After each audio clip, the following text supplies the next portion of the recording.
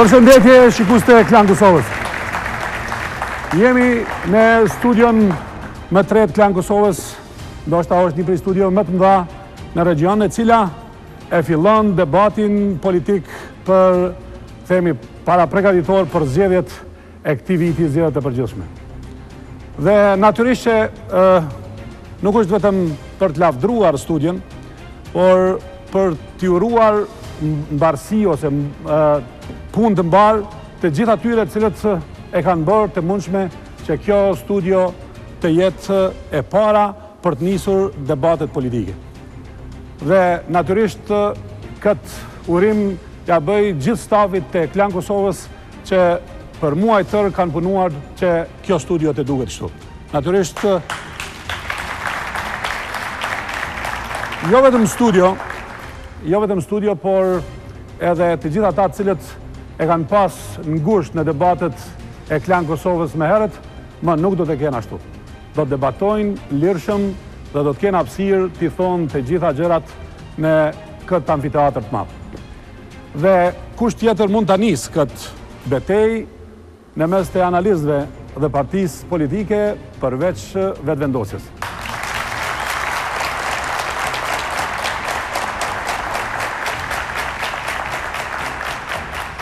Por ne e kemi këtë studio të zbrazët për momentin, për arsye se është inaugurim i studios dhe natyrisht përmes inaugurimit të studios së re të KlanKosovës do i thrasim një nga një edhe ata të cilët për këtë javë ose gjatë kësaj jave me të gjitha partitë politike do të sfidojnë programet e tyre politike. Dhe më njëherë e ftoj Dastit Pallaskën. Dastit, mirë se erdhe. Atëherë, faleminderit. Unë besoj që studio e KlanKosovës, ose në studion e KlanKosovës kemi nevojë ta prezantojmë Dastit Pallaskën, një avokat, jurist, ekspert i randit dhe ligjit, dhe ai është për temën e caktuar veç jo për atë dhe jo vetëm për atë, sfidoi të gjithë ata të cilët në të ardhmen do të ulen përballë tij. Kujtim Dobruna është i dyti.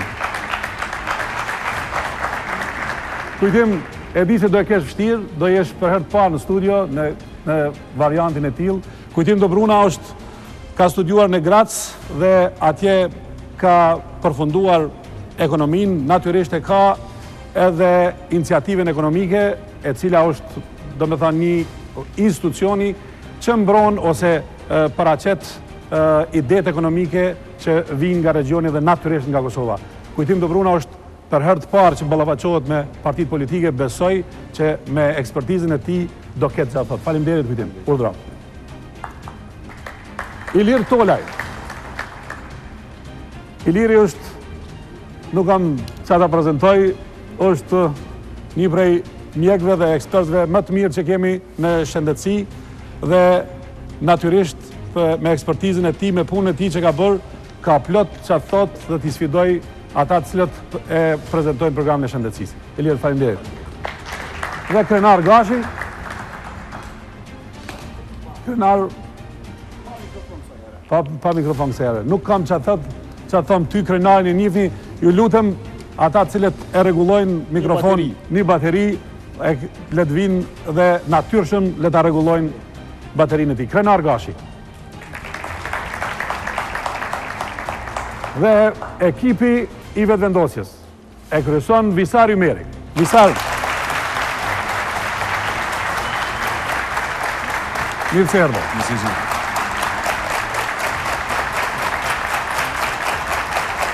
Visarit besoj që do t'i vijë mirë, për arsye se është edhe ish kolegi imi ose koleg nga gastaria, nëse për diçka sande do të ndihet mirë është se do të ketë hapësirë që të debatojnë në një studio kaq mirë. Visar, edhe njerë mirë se erdhe. Dhe Fatmire Kolçaku, besoj, doktoresha, infektologe, mirë se erdhe Fatmire. Puhije Demaku.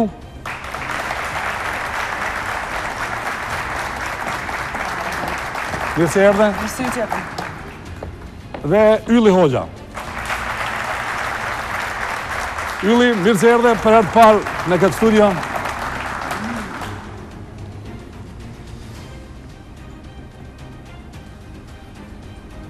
Dhe këtu fillon debati, ju kisha lutë që për 1 minutë e gjysmë se cilin nga panelistët, unë do t'jem tash i ullur, beteja do t'jetë, nëse mund t'a quajmë betej, ose ky ballafaqim do t'jetë i juj. Dastit çka pret për rendin dhe ligjin, dhe këtë sfidim, po themi, që e keni me partitë politike, për 1 minutë e gjysmë, se cili prej jush për që të kalojmë me njëherë t'japim fjallën visarin që t'a prezentoj programin. Faleminderit Batan, sporit përgzej edhe njerë për tu hapësira të mrekullueshme dhe për këtë ambient, edhe pse mendoj që mua personalisht do të mungoj ajo afërsia asoj turezës vogël, domethënë për arsye se mendoj që ajo ka qenë arsyeja kryesore për nxitjen e disa debateve të mira në atë studio, dhe shpresoj që do të përshtatem këtë largësi domethënë të shoh bashkëbiseduesit. Sa i përket këtyre zgjedhjeve, domethënë unë kam pasur rastin që të shpletoj programet e gjitha partive politike, në fakt atyre partive politike që kanë marrë mundin që programet e tyre të paraqesin në formë të shkruar, dhe mund të them që edhe kësaj radhe jam dëshpëruar me faktin që ende nuk mund të shkputemi nga disa nocione abstrakte që kanë të bëjnë me sistemin e drejtësisë dhe që nuk kemi zgjidhje për problemet konkrete me cilat ballafaqohet ky sistem. Po ashtu, domethënë ajo gara sistemi i drejtësisë zhgënimi më është edhe më i thellë kur kihet parasysh se sistemi i drejtësisë nuk duhet të jetë një temë e cila i ndon partitë politike në përgjithësi për arsye se është në interes i përbashkët shtetëror dhe pikërisht është fusha ku duhet bashkëdyzohen interesat shtetëror dhe ku duhet ndërtohet një konsensus më i gjerë dhe siç përshtypja ime është që partitë politike nuk e kursejnë asnjë fushë për ta thelluar dallimin e tyre konceptual ndoshta për fusha tjera. Rrjedhimisht sepse do të kemi rastin që të adresojmë gjitha programet veç e veç secilës parti politike, mendoj që pasi që sonte jemi këtu për diskutuar për vetëvendosje, mendoj që nëse mund ta përkufizojmë me një fjali, ky është edhe problemi kryesor i programit vetëvendosjes për sundimin e ligjit, domethënë është një program i cili diktohet është shumë i ngarkuar me filozofinë e kësaj lëvizje politike, përshtetën edhe nuk ofron zgjidhje për disa probleme të cilat janë me të vërtetë natyrës teknike, profesionale dhe nuk kanë të bëjnë asgjë me disa nocione të përgjithshme politike me të cilat vetëvendosja dëshiron të dallohet nga të tjerët. Kështu që shpresoj që do të kemi mundësi që të diskutojmë se cilën pikë veç e veç për ta artikuluar këtë konstatim. Kujtim? Faleminderit, nëse më lejon një përmirësim të shkurtër. Falenderoj për prezentimin që ma bane. Studimet i kanë filluar gratë, i kanë vazhduar të përfunduar në Vjenë, që mos të ketë keq kuptim, edhe nga atje po vi që t'jem pjesë e këtij debati është kënaqësi për mu që nga pozita ime të ndaj njohuritë e mia me ju dhe t'jap kontributin që të zhvillohet një debat sa më konstruktiv edhe sa më drejt për drejt në mënyrë që në njërën anë t'i mundësohet se cilës parti politike konkretisht tonë të vetëvendosjes që ta shpalos programin e vetë në mënyrën më të drejt për drejt dhe më të detajuar të mundshme, por edhe njëkohësisht që të zhvillohet një debat i hapur dhe konstruktiv edhe sfidues në mënyrë që votuesi të ketë sa më të qartë se çka mund të pret nga implementimin i këtyre programeve. Unë mendoj që vetëvendosja meriton çdo respekt për faktin që është partia e parë që ka dalë me një program të shkruar edhe të shumë më herët para datës së zgjedhjeve. Edhe kjo e ka rrit, ky fakt e ka rrit konkurrencën mes partive politike dhe i ka detyruar tjerë që ndoshta me u marrë dhe më shumë me konkretizimin e planeve të tyre qeverisë, gjë që s'ka ndodhur më herët. Se a është ky plan i mirë dhe a është i dobishëm për interesin edhe për zhvillimin e përgjithshëm ekonomik të Kosovës, mbetet që ta shohim gjatë debatit. Ilir? Kur flitet për shëndetësinë, gjithmonë flitet nga shumë aspekte. Dhe është e vërtetë që shëndetësia është komplekse dhe mu për atë arsye dhe shumë segmente ngërthehen atë. Edhe unë i kam lexuar programet e partive dhe mund të them që gjitha pajtohen me një konstatim se gjendja në shëndetësi është e rëndë. Dikush thot më shumë, dikush më pak, por gjithë pajtohen se duhet me pas ndryshime dhe duhet me pas një reformë të jashtëzakonisht substanciale. A është arrit kjo deri tash? Unë mendoj që jo. A ka shpresa? Me siguri që po. derisa ka njerëz edhe ka jetë, ka dhe shpresa. Kuptohet duhet me pas një vetmohim jashtëzakonisht madh ata të cilët i hynë shëndetësisë edhe arsimit për të bërë reforma, me qenë se investimet janë të mëdhaja ose duhen të jenë të mëdhaja, ndërsa efektet janë relativisht modeste. Ndonjëherë janë shihen shumë kohë më vonë, dhe mu për këtë arsye kisha pas dëshirë edhe sonte me debatu këto dy segmente edhe nga vetëvendosja. Duhet me përmend një fakt që programi i vetëvendosjes sa i përket shëndetësisë dhe arsimit nuk dallon shumë prej programeve tjera. Gjithsesi nuk dallon bile edhe prej këtij programit qeverisës ose qeverisë që ka qenë, që është aktuale deri tash, dhe kishte me qenë jashtëzakonisht mirë edhe për mua, por edhe për votuesit me pas se ku është ai dallim i cili do ta bën atë ndryshim në shëndetësi për të ofruar shërbime më të mira për të gjithë Kosovën. Këto kemi Fatmirën Sandë, besoj që krenar. Faleminderit Baton. Ka qenë kënaqësi si vetë me i pa partitë politike që kanë filluar këtë fushatën e hershme, duke u marrë pak më konkretisht me çështjet e politikave publike të cilat me të vërtetë i shqetësojnë njerëzit. Sa i përket programit të vetëvendosjes, unë e kam përcjell vazhdimisht prej, domethënë, lëvizjes, prej fillimit të lëvizjes vetëvendosje dhe mandej shndrimit në subjekt politik, dhe jam një dëshmitar i një evolucioni të natyrshëm, të detajizimit të ofertës politike të vetëvendosjes. Megjithatë, edhe kjo ofertë që tani e kanë është me të vërtetë shumë e përgjithësuar dhe më shumë është një vizion se si vetëvendosja e sheh Kosovën, sesa se një plan politik se si të arrihet deri te ky vizion. Sa i përket një pikës të posaçme, që është politika publike në kuadër të integrimeve evropiane, sepse nuk mund ta anashkalojmë integrimin evropian prej politikës publike, kam ndrojën se vetëvendosja ende qëndron në suaza të epikës, duke në programin e vetëvendosjes ende thuhet se integrimi evropian nuk e zaventson bashkimin kombëtar. Dhe nëse vazhdojnë të jenë me këtë qasje, unë mendoj që kjo mund të ketë më vonë ndeshje me politika tjera të cilat mund të mos jenë konform qasjes tonë për integrim evropian. Faleminderit krenar, atëherë Visar, kjo ishte një paraqitje, po themi e parë e panelistëve që ju do i keni sante përballë. Atëherë minutat tuaj, 7 minuta i keni mjaftueshëm për të prezantuar një pjesë të programit dhe pastaj me pyetje dhe përgjigje të detajzohet kjo. Dhe secili prej jush e keni në pjesën e parë ku do të ballafaqoheni o me kujtimin dhe me dastidin për arsye se programi ekonomik besoj ka bëj edhe me rendin e ligjit. Urdhno pjesën tuaj, pastaj do i kesh kjo pjesë do të jetë diku në 15 deri në 17 minuta me ballafaqimet e juaj. Urdhno.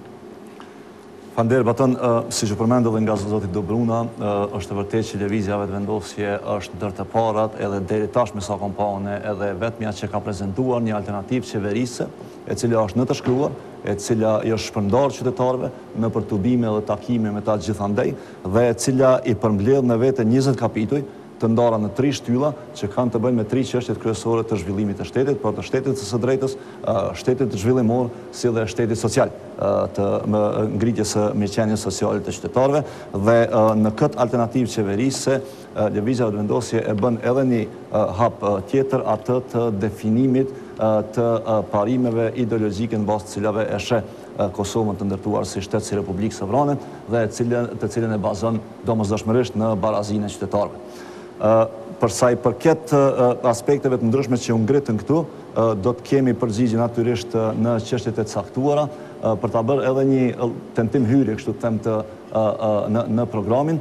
Alternativa qeverisë e lëvizjes vetëvendosje është e detajuar në të gjitha ato fusha të cilat i përmbledh dhe është e detajuar në disa raste madje edhe në ndarjet buxhetore që lëvizja vetëvendosje i propozon për sektor të caktuar të zhvillimit të jetës shoqërore politike, veçanërisht ekonomike në Kosovë. Lëvizja vetëvendosje e ka nisë diskutimin dhe e përmbledh alternativën e vetë qeverisë në aspektin e ekonomisë duke nisë nga bazamenti i ekonomisë. Por ne konsiderojmë që ekonomia e Kosovës sot lëngon për shkak të mungesës së prodhimit. dhe konsiderojmë dhe nisim nga parimi që pa pasur prodhim të zhvilluar nuk mund të ketë as ekonomi të zhvilluar. Dhe në këtë drejtim, shtetin e shohim si faktor edhe akter më mirë thënë, në sferën e zhvillimit ekonomik të rritjes së prodhimit për ta luftuar njërën anë papunësinë dhe për ta përmirësuar bilancin tregtar që e ka vendi, dhe jo vetëm si spektator, gjë që ka ndodhur deri tash me institucionet shtetërore të Kosovës, të cilat kanë kundruar nga larg edhe nga jashtë atë që ndodh në treg dhe në ekonominë në përgjithësi. Konsiderojmë që zhvillimi ekonomik i vendit vjen me një përkrahje të fuqishme të institucioneve shtetërore edhe të paras publike që mund të mobilizohet për ta zhvilluar ekonominë, për ta rritur prodhimin dhe kështu për ta luftuar papunësinë.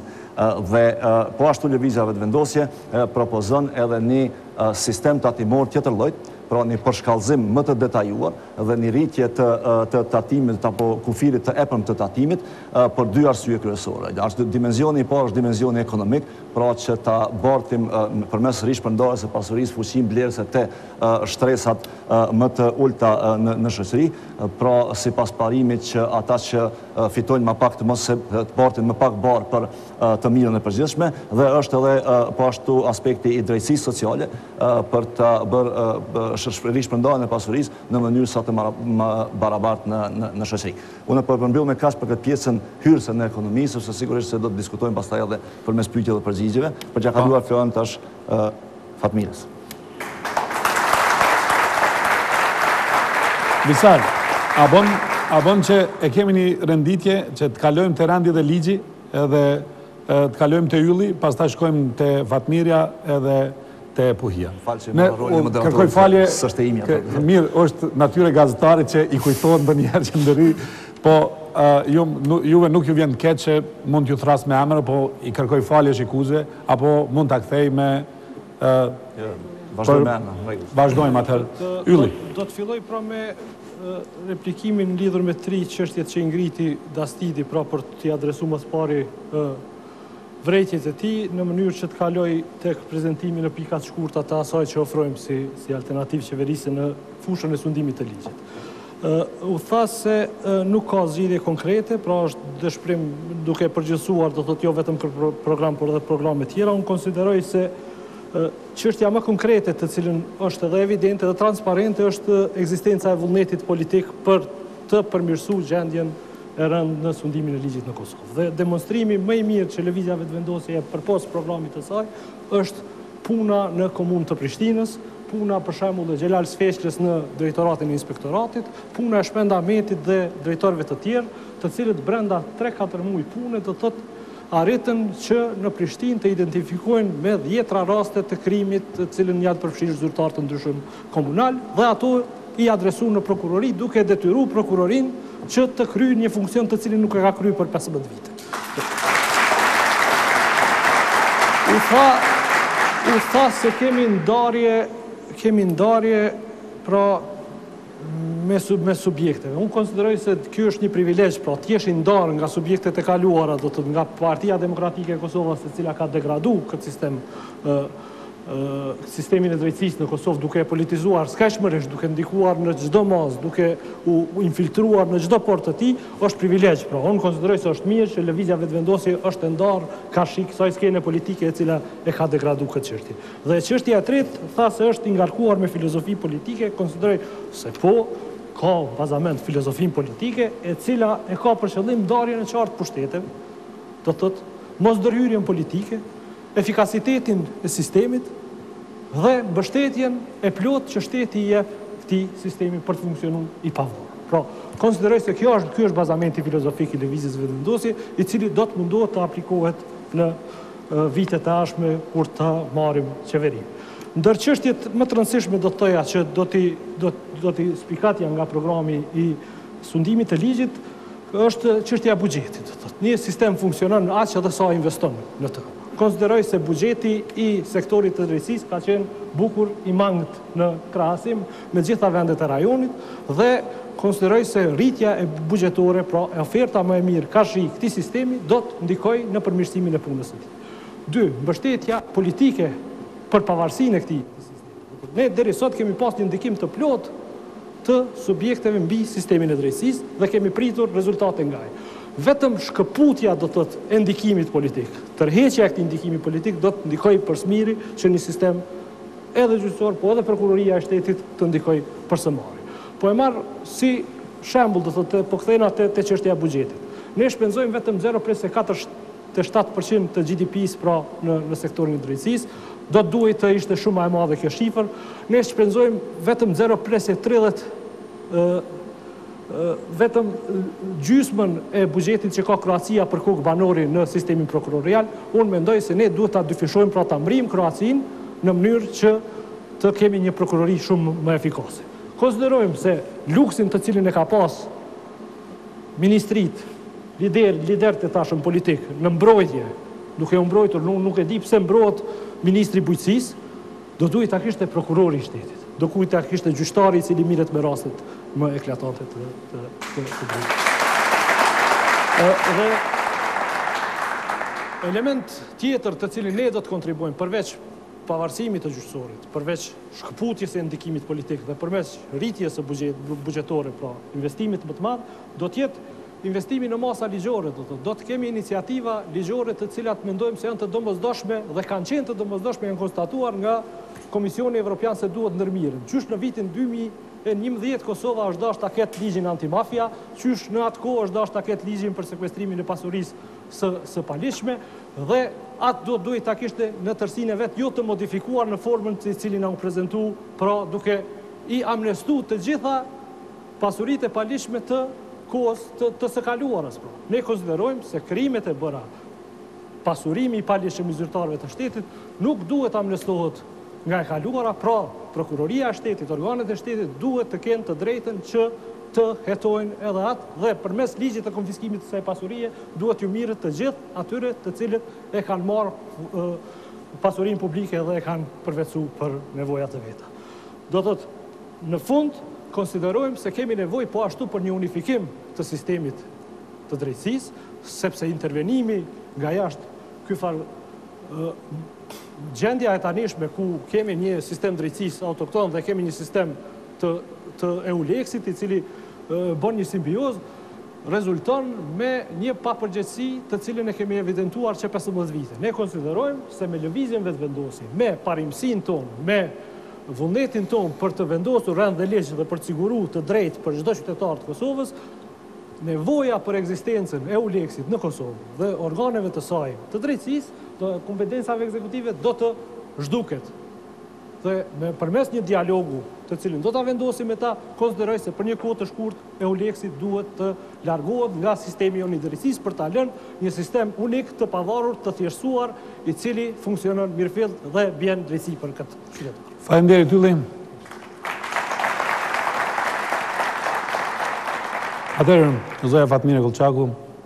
Faleminderit. Duke pasur parasysh që vite me radhë sektori i shëndetësisë është trajtuar si një çështje terciare, si në qeveri, si në kuvent, dhe është lënë asnjë qeveri nuk e ka konsideruar të vlefshme ta merr dhe ta menaxhoj. Gjithnjë është lënë ndonjë partnerit koalicionit për ta gjetur mandej në fund një fajtor kujdestar dhe për të jep shembull që edhe ne e kritikojmë qeverinë që kemi pas, sepse aty është një ministër nga një parti tjetër. Të parën gjë që do ta bëjë lëvizja vetëvendosje kur e merr qeverinë, është që do ta ketë ministrin nga radhët e veta, i cili do ta merr dhe do ta udhëheq ministrinë e shëndetësisë. Me këtë gjë, njëherë do t'i rikthehet besimi qytetarit të Kosovës, i cili sot shpenzon me miliona euro jashtë Kosovës për trajtim. Sa? Dhe ajo shifra deri edhe në 80 milion euro shkojnë që janë shpenzu për shembull jashtë. Sikur t'ish investu ajo në Kosovë, ne sot do ta kishim edhe një kardiokirurgji të avancuar, e jo të flasim ne ende për diare dhe smundje tjera në gjithse dhe të mendojmë që është për neve luks ta kemi një kardiokirurgji apo një onkologji në anën tjetër. Admire, 80 klinika në Gjermani, të kardiokirurgjisë që mbyll vetëm vitin e kaluar. Shqeqoni, ne mund të, ajo çështja e kardiokirurgjisë do diskutohet më vonë. Ne kemi Shqipërinë afër, ne mund t'i bëjmë edhe qendrat referente. Njërën për kardiokirurgji, të ne për onkologji dhe atë mënyrë, edhe do ta kemi edhe, do me thonë, shkëmbimin qoftë kuadrove dhe nuk do të kemi nevojë të bredhim në për Evropë. Po këtu, për mos me kritiku, mos me kritika adjom këtu për me folë ato çka do ta bëjmë ne, sepse nuk e do ta kemi luksin e qeveritarëve tanë që janë milionera dhe shkojnë të kërkojnë shërbime duke jep shembull dhe qytetarëve të Kosovës jashtë, por ne do ta përgatisim fillimisht kuadrin, duke bërë një reformim të mirë fillimisht në fakultetin e mjekësisë. Të gjithë ne që kemi studiuar aty e dimi që kemi shumë studentat përgatitur në aspektin teorik, por kur vjen pjesa praktike, meqense kemi një konkurs ditën, ku pranohet një numër i saktuar i studentëve dhe një natën, që ka dera vogël fëmijët e njerëzve eminent këtu, eminent të thojza, dhe krijojnë, do me thonë, bëhet një mbi ngarkesë ku nuk ka një student mundësi që ta kryej pjesën praktike, mos thomë që edhe plan programet janë dizajnuar në mënyrë shumë gabume dhe ka mbi ngarkesë çështje pjesës teorike dhe shumë pak hapësirë për ushtrim të mirëfillt gjatë studimeve të pjesës praktike. Do të duke filluar reformimin, ne do të krijojmë kuadro kompetent. Në anën tjetër, çka ka ndodhur në periudhën e pasluftës ka qenë një tendencë e shkatrimit të institucioneve publike. Ne atë tendencë do të ndalim dhe investime do të riorientohen në sektorin publik, sepse ne e dim realitetin Kosovë. Duke pasur shtesa e mesme është duke si për ki shtresë të varfër edhe ekstreme të varfër. Dhe një pjesë të vogël pasunikëve të pas luftës, padrejtësisht pasurum që i ka një pleveti luks të na krijojnë realitetin e ri në Kosovë, ku dikush mund dhe çdo gjë dhe ndikush e ka sot, duhet të dalë dhe të kërkoj lëmosh në rrugët e Prishtinës çdo ditë shifni ndihma kërkohen për fëmijë të sëmur, përderisa na nuk kemi qenë gjendje s'paku ta ofrojmë trajtimin bazik për kancer, smundje do me thonë që kanë një prognozë mjaft keqe nëse nuk fillon trajtimin në kohën e dur. Dihet që një fëmijë për m'ju jep shansa sot ta filloj trajtimin, ai e fillon në një fazë të avancuar, sepse koha e mbledhjes donacioneve që është lënë në mëshirën e donatorëve, ndërsa në një fushat para zgjedhore shohim kur kryeministri del dhe i kujtohet që tash do ta krijojnë një fond. Ndërsa ka jetuar me neve bashkë këtu në Kosovë dhe ka ditë në realitet. Do thotë janë humbur vite me radhë dhe donatorët shumë që kanë në Kosovë, sepse personat e caktuar nuk e kanë pa interesin personal në projekte të caktuara dhe i kanë refuzuar në mënyrë kështu shumë të lehtë, ndërsa njerëzit kanë ofruar edhe ekspertizë. Në anën tjetër, ne do t'i rrisim infrastruktura ligjore, është bazike, jo vetëm draftimin i ligji edhe miratim kuvend, kur mëse gjysma e ligjit është e pasbatueshme, sepse aty mbesin x akte nënligjore, të cilat mandej, jo vetëm që shfrytëzon ministria për meandru kahjen e ligjit, edhe me bo për qëllimet veta, po edhe i harton pas vite me radhë ma vonë, dhe ligji në një pjesë më të madhe është i pasbatueshëm. Do me thonë, bazike është kompletimi, infrastrukturës dhe zbatimi i ligjeve. Ne mund të themi se ne s'do ta zbulojmë dashka ujin e nxehtë, por ne do të kërkojmë zbatimin strikt të ligjit. Edhe çdo njeri do të përgjigjet ligjit. Nuk do të ketë njerëz të cilët nuk do të përgjigjen para ligjit për gabime, sepse dihet se në mjeksi dheu i mbulon gabime dhe ato nuk do ta lejojmë. Edhe ndërtesa dorë. Në anën tjetër ne do t'ja rikthejmë edhe besimin pacientit, por edhe dinjitetin punëtorit shëndetësor, i cili sot është padrejtësisht deri diku edhe i linçuar për shkak një grupi të vogël që është i korruptuar, që ja kanë jep në një pasqyrë të keqe ndoshta para popullatës, por mos ta harrojmë një ushtri të tërë të punëtorëve shëndetësor që punojnë me paga minimale. Nuk kemi paga, gjëra e pagë do ta bëjmë është nuk do të ketë paga lineare. Do të bëhet vlerësimi mbas punës, performancës, përvojës, ekspertizës. Do të thotë atëherë njerëz do ta shohin interesin të mbesin në sektorin publik. Për mos me ai kuadrot jashtë. Se tash e kemi këtë pjesën. Kemi shumë, është temë tash do kemi edhe pjesën ballavaçuese, ku je pjesa jote, i mori Vatmira 2 minuta më shumë, po besoj që do kompenzosh. Shëndetësia njëherë dhe ta ketë prioritetin, parë këtë studio. E ka. Faleminderit shumë Baton, faleminderit të krenarit për pyetjen edhe për vlerësimin që i ka bërë alternativës qeverisës. Pari faleminderit që ke marrë mundin me lezu alternativën dhe gëzohem shumë që është vlerësu prej një njeriu i cili ka qenë shumë gjatë në shoqërinë civile, që ka një ekspertizë të theksuar në fushën e demokracisë dhe të transparencës. Mendoj që duhet më u qasë në dy këndvështrime. E para është cila është lëvizja vetëvendosje në raport me subjektet e tjera, dhe e dyta është cila është lëvizja vetëvendosje në praktik. Nëse flasim në raport apo në krahasim me subjektet e tjera, po flasim për një lëvizje cila ka hartu një program qeverisës, do thotë nuk është program politik, programi politik ka qenë, në bazë të atij programi politik kemi dalë te zgjidhjet konkrete dhe pavarësisht se po e vlerëson një abstrakt, politikat në përgjithësi janë abstrakte derisa ne e marrim qeverisin dhe mund t'i aplikojmë ato në praktik. Mirë po flasim po ashtu për një alternativë e cila nuk është hartu vetëm nga lëvizja vetëvendosje. Këtu kanë qenë të përfshirë grupe interesi, shoqëria civile, është hudhur në debat derisa kemi ardhur në një dokument 130 faqe, cilin në fakt e kemi reduktuar në 130 faqe dhe e kemi prezantuar në shtator të vitit të kaluar. Në anën tjetër, partive politike ju po thoni se të tjerave ju keni parë programet, për fat keq nuk kam parë programe, nuk kam parë zgjidhjet e tyre dhe në asnjë moment nuk kam parë qoftë diçka të shkruar me cilën kanë ardhur dhe mballafaqu bashkë me ne. Kur flasim nga këndvështrimi i dytë, cila është lëvizja në praktik, i keni dy mundësi me vlerësu.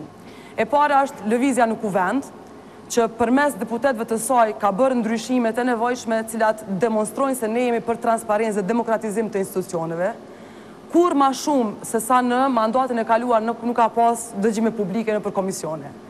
Kur ma shumë nuk janë ngritë çështje, tek e fundit të visarin këtu e kanë shpallur si deputeti më aktiv, nuk është diskutuar për çështje cilat kanë qenë madhore, qoftë në komisione, qoftë në kuvendin e Kosovës.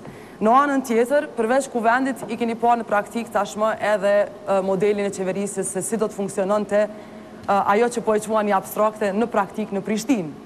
Kështu që mendoj që keni mjaftueshëm material për me vlerësu. Ndërsa sa i përket politikës së jashtme dhe Bashkimit Evropian, po është fakt që është pak abstrakte. Mirë po Bashkimi Evropian, politikat edhe kriteret e Kopenhagës, cilat ne duhet i përmbushim si shtet, qoftë për liberalizim të vizave, qoftë për antarësim, varen komplet nga sektorët e tjerë.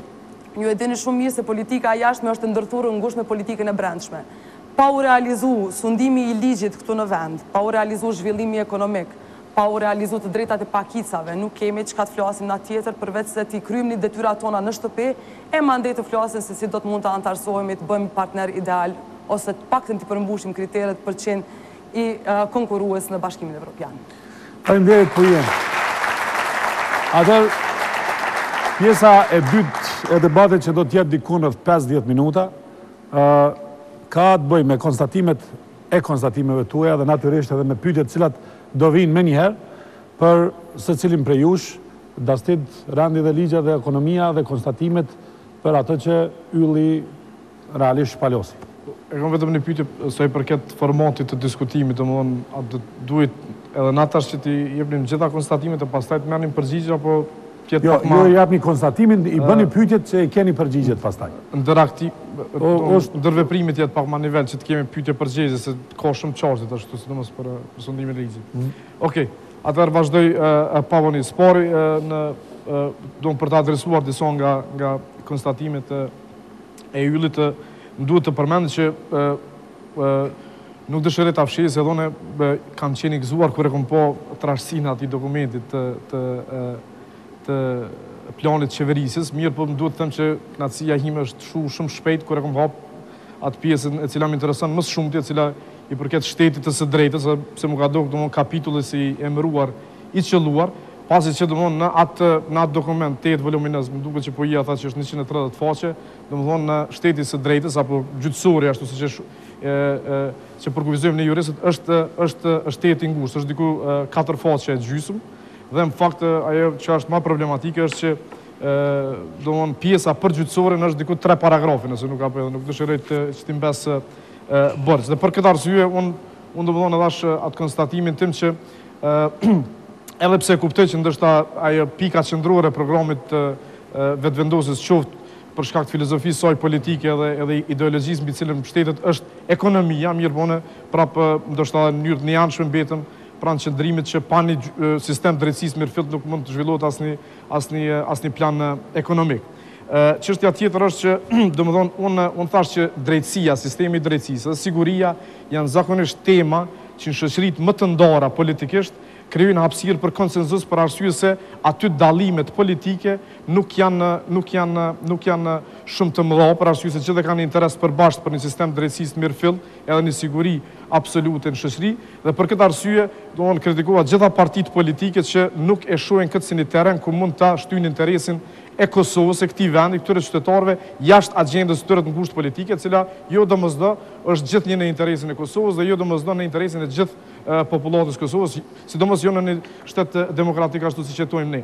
Edhe këtu problemi im pse përmenda këtë, pse programi vetëvendosjes është i ngarkuar pa nevojshëm, apo domthonë pikën kryesore të parë që ka vendosur në kapitullin e shtetit së drejtës, domthonë që i përket filozofisë saj politike, është ndryshimi i kushtetutës. Domthonë kjo është pikëqendra edhe domthonë dallimin kryesor konceptual me gjithë, edhe ndoshta çështjen më të vështirë, unë them totalisht paralizueshme në kuadër të këtij rendi kushtetues, e ka vendosur çështjen kryesore. Domthonë gjithë e dimë që kushtetuta e Kosovës për me u ndryshu, me u amandamentu, nuk mundet me u bë me referendum, këtij kuadër të sistemi kushtetues, mirë po nevojitet vota e 2/3 gjithë deputetëve të Kuvendit Kosovës dhe 2/3 e deputetëve që përfaqësojnë komunitetet jo shumicë. Domthonë kjo spoku, edhe pse nuk kem analizë, domthonë nuk e di si do të jenë rezultatet e zgjedhjeve, mirë po dyshej që cila do parti ka mundësi që të arrijë këtë domthonë shumicë të dyfisht për të realizuar një qëllim politik, ideologjik vetëvendosjes që është ndryshimi i kushtetutës e që ka të bëjë me një çështje që absolutisht nuk ka të bëjë me sistemin e drejtësisë. Çka është?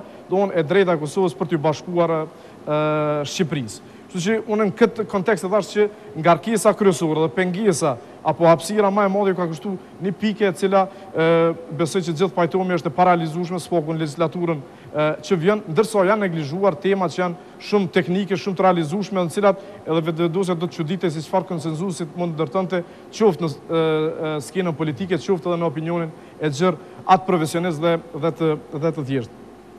Tani unë me të vërtetë fillimisht gjithmonë secilin parti politike e cila ka shpreh vullnet politik për me ndihmu gjyqësorit, fillimisht për shkak ndoshta edhe mos përvojës, e kanë pranuar me shumë entuziazëm. Mirë, po më vonë kanë kuptuar se në fakt vetëm mbështetja politike, ashtu siç partitë politike parafrazojnë, është një ndikim. Unë me të vërtetë duhet të bëhet një farë dallimi esencial menaxhimin në sistemi investimin në ndërtimin e sistemit drejtësisë nga menaxhimi i një komune i cili është shumë më i thjeshtë dhe ku aktorët politik, ata që janë emënuar i kryjnë punë dhe me të vërtetë me sukses, edhe pse ende jam të i prit në ardh breg dielli donë të qendra tregtare e gjelbërt aty ka shumë punë për të bërë. Mirë po, për dallim nga sistemi drejtësisë ku politika pikërisht tham këtë, domthonë duhet të ketë distancën e dorës ashtu siç quhet gjuhën angleze, domthonë që të mos afrohet shumë dhe faktikisht mbështetja duket e padukshme, e padukshme edhe mos të shihet apo keq kuptohet edhe si në ndërhyrje. Kështu që kjo mbështetje apo ky vullnet edhe një herë them pa dëshiruar të paragjykuar është gjithmonë i mirëseardhur, mirë po unë tash pas përvojave të hidhura e shumë me skepticizëm dhe në fakt nuk e besoj derisa tash në mënyrë konkrete dhe mendoj që mbështetja më e mirë që mund të jepej sistemi i drejtësisë është fare mos të jepej mbështetje politike dhe që sistemi i drejtësisë mos të ishte debat e mos të ketë nevojë për mbështetje politike. Tani ylli, domthonë unë i kam pikë për pikë ashtu siç është programi i shtruar në këtë dokument dhe domthonë dëshiroj që ato t'i adresoj në mënyrë të veçantë. Mirë, po tani para se të filloj me këto pikat e veçanta, dëshiroj që t'i adresoj këto pikat tjera atë pasqyrën e përgjithshme ashtu siç e dha ylli. Domthonë ylli përmendi çështjen kryesore që e përmendi, e cila është çështja kryesore është buxheti dhe mbrojtja fizike. Dy tema me të cilat me të vërtetë para deri në vitin 2010, kur janë miratuar ligjet bazike për gjykata edhe prokurori, kanë qenë top temat në sistemin e drejtësisë. Për arsye se pagrat kanë qenë mizerable, nuk kanë ekzistuar kushtet bazike për punë dhe prokurorët përderisa në zyrat e birokratëve shtetëror e ke pas luksin që mund ta shohësh vetëm në Emiratet e Bashkuara, zyrat e prokurorëve apo ato objektet apo gjykatorët ku janë shqiptuar deri në 40 vjet burg ku mundin me u shqiptu, janë dukur si disa baraka domethënë të lënë masdore. Kështu që mirë, po tani çka është bë?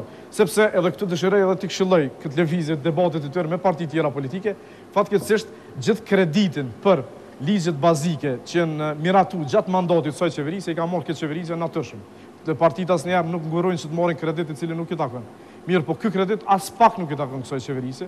Po kjo është një punë e palodhshme e cila ka filluar diku në vitin 2003 dhe e cila mezise është jetësuar domthonë në vitin 2010 kur janë miratu ligjet dhe në vitin 2011 kur janë jetësu shumica këtyre institucioneve që janë krijuar. Me këto ligje, paka shumë prokurorëve dhe gjyqtarëve përfundimisht ju është mbyllur një pikë e ankimit, kushtet.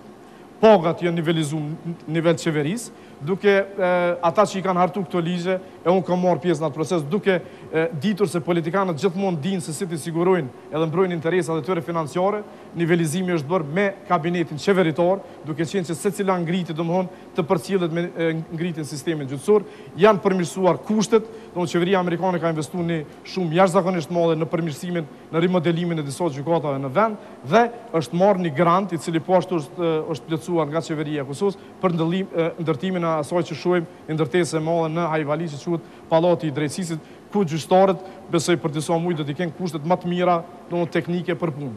E tash këto po e përmendi për një arsye, se me të vërtetë edhe unë prej vitit 2003 deri në vitin 2010 kam besuar që kushtet fizike, financiare, gjyqtarëve janë problemi kryesor pse s'kemi rezultate. Po nuk është e vërtetë. Lirisht mund t'ju them që nëse mendoni që kjo do ta bëj dallimin, nuk do ta bëj dallimin. Për arsye se këtu kemi të bëjmë me probleme shumë më të thelluara, të cilat shpresoj që do t'i diskutojmë, mirë po dhe të cilat nuk kanë të bëjnë me kushte. Pse? Pse sistemi përbëhet domthonë nga sistemi ndryshimi që kërkohet sistemin e drejtësisë. Është aq i madh sa duhet ta bëjnë një hero, domthonë, ju duhet Kosova ka shumë heroj, domthonë, në fazat e ndryshme, edhe gjithmonë duhet ta shqetësojmë shkaqet që i kanë kriju mundësinë një heroj për të lind. Çka është ai? Ai është një keqbërz, domthonë një monstrum, i cili duhet luftohet në këtë rast që është krimi dhe korrupsioni, dhe për këtë arsye ai monstrum tash vetëm se është identifikuar dhe ne gjithë jemi duke pritur heroin. Çështja kryesore që është këtu, vetëm nëse më lejon, çështja kryesore që është këtu është që ne duhet të stimulojmë njerëz që dalin dhe të marrin primatin në këtë çështje. Unë nuk dëshiroj të nënvlerësoj asnjë profesion, e aq më pak politikën, mirë po duhet politika e ka një rol kyç që ta mundsoj lindjen e një heroi tjetër jashtë politikë, sepse këtu gjithë jeta është e monopolizuar prej politikës. Ne kemi edhe ju ti shumë i mirë beni qena para disa ditë më tha, me gjitha këto aderime, tha që në fakt Kosova po bëhet më shtet diktatorial, edhe kur ka ekzistuar vetëm një parti, më pak njerëz ka pas të antarësuar në parti se sa sot që ka kur ekzistojnë shumë parti, për arsye se partia po shihet domosdoshmë si mekanizëm për ta kryer një punë më të thjeshtë, lërë më aq më pak për një karrierë politike. Kështu që qëllimi është këtu, domosdoshmë është një ndryshim mentaliteti i cili kërkon investime tjera të buta që fillojnë prej fakultetit juridik. Unë e shoh që asnjë parti politike nuk ka adresuar. A ki adresim pyetje konkrete për vetëvendosjen? Një nga një domosdoshmë, tash nuk i ndërprejmë, besoj që edhe neve nuk do të na ishën hak me ku. Iniciativat ligjore. Unë me të vërtetë ndjej keqardhje se si gjithë shoqëria jonë, edhe një pjesë e vogël e komunitetit të drejtësisë kanë rre prej e një simulimi optik të ministrit drejtësisë aktual, kur i përmend këto fjalë të mëdha, ligji për konfiskim pasurisë, ligji antimafia, këto me të vërtetë janë fjalë të mëdha, po përmbajtjen e kanë zero. Çka është ligji antimafia? Ligji antimafia është ligj i cili e krijon një mekanizëm për pranimin e fajësisë, në mënyrë që pjesëmarrës e grupeve kriminale të pranojnë fajësinë, të kthehen, të ofrohet imunitet i plot për bashkëpunimin. Çka është ligji për antimafia? Është dëshmitar anonim. Vetëm ta përfundoj këtë sepse janë të rëndësishme. Këtu janë pyetje dhe unë po i shtroj tezat për çka duhet diskutohet, për arsye se këtu domthonë unë edhe mungesat besoj që duhet diskutohen, sepse nëse këta nuk kanë plan për këto probleme, unë atëherë them që ka problem ky program për arsye se sipas vlerësimit tim këtu janë problemet. Jo ndryshimi i kushtetutës. Ligji antimafia çka thon? Gjitha këto ekzistojnë me vite, me dëshmitar anonim, me mundësia për pranimin e fajësisë, me mundësia për dhënien e imunitetit plot, dëshmitar bashkëpunëtor. Gjitha janë këtu. Ligji për konfiskimin e pasurisë, ju siguroj, unë jam jurist, ju siguroj që nuk ka absolutisht asnjë kufizim kohor për me konfisku pasurinë e një personi i cili ka kry vepër penale dhe pasuria e cilët rrjedh nga kryerja e veprës penale, edhe ky mekanizëm ka ekzistuar edhe para këtij quasi ligji i cili u prezantua dhe u bë objekt i debateve ndryshme totalisht të panevojshme. Në fundit, edhe pika e fundit pasaj pe hapim diskutimin, është unifikimi që ne përmendi Ylli. Është një temë shumë me rëndësi, mirë po Ylli u kufizu vetëm në prezencën e Uleksit këtu. Mirë po në këtë program ndoshta edhe jo pa arsye, për arsye se ky program është shkruar vitin e kalum shtator, po. Po, vitin e kalum, gjykata speciale, më falni, na ndoshta se edhe ministri aktual i drejtësisë ajo nis rrugës për Bruksel me hekje Uleksin piktuit, po Vesë me eko e ulikë, se na e prunë një monstrum tjetër që do mund gjykata speciale që është do mund 5 herë ma e rrezikshme edhe ma problematike për e ulikësi, për shumë arsye përveç funksionit saj cilën e ka. Kështu që unë kisha pas qef këtë pjesë me diskutu, pastaj edhe disa pyetje konkrete për pikat dhe për fshira këtu. Ylli, Visar, të dytë mund të flisnim pastaj dalim të kujtimi. Se i rreshtoj shumë çështje dhe shpresoj që t'i marrin mend gjitha sepse ke qenë bukur i gjatë në paraqitjen. Te kushtetuta, po filloj me kushtetutën sepse më së pari ta ndajmë do të thotë. Gjithsesi se do të flasim për kushtetutën, për ndrimin e kushtetutës, sepse ajo është një prej qëndrimeve tona të palëkundura, por edhe brenda këtij sistemi konsideroj sepse ne duhet flasim edhe për imponimin e ligjit, për studimin e ligjit, për shtetin e rendit dhe së drejtës dhe mund t'i diskutojmë të dy çështjet paralelisht. Ne konsiderojmë se kushtetuta e Kosovës është pengesë në formën në cilën është. Sistemi 5 palësh ligjor i cili sundon në Kosovë, ku janë 5 sisteme të ndërthura, duhet shtur, dhe ky ndrim kushtetues duhet të ndodhë përmes një procesi politik, ku vullneti jonë do të jetë vullneti shumicës dhe përmes mekanizmave demokratik do të sjellë ndryshimin të cilin ne aspirojmë dhe të cilin e ka çdo shtet normal i Evropës, pra një sistem unik kushtetues juridik, të cilin nuk besoj që na ke zili se do ta bëjmë sepse duhet ta bëjmë sepse çdo shtet e ka. Forma e tanishme në cilin funksionojmë si shtet është absurde, është e panatyrshme, do thotë kemi sistem të drejtësisë, kemi disa sisteme ligjore të cilat aplikohen, kemi bashkësi ndërkombëtare e cila ka pushtet ekzekutiv dhe ne nuk guxojmë të lejojmë këto anomali për kohë të gjatë sepse këto ashtu kështu kanë qenë të projektura të kenë mandat të përkohshëm për të ndihmuar Kosovës që çohen në kom të veta.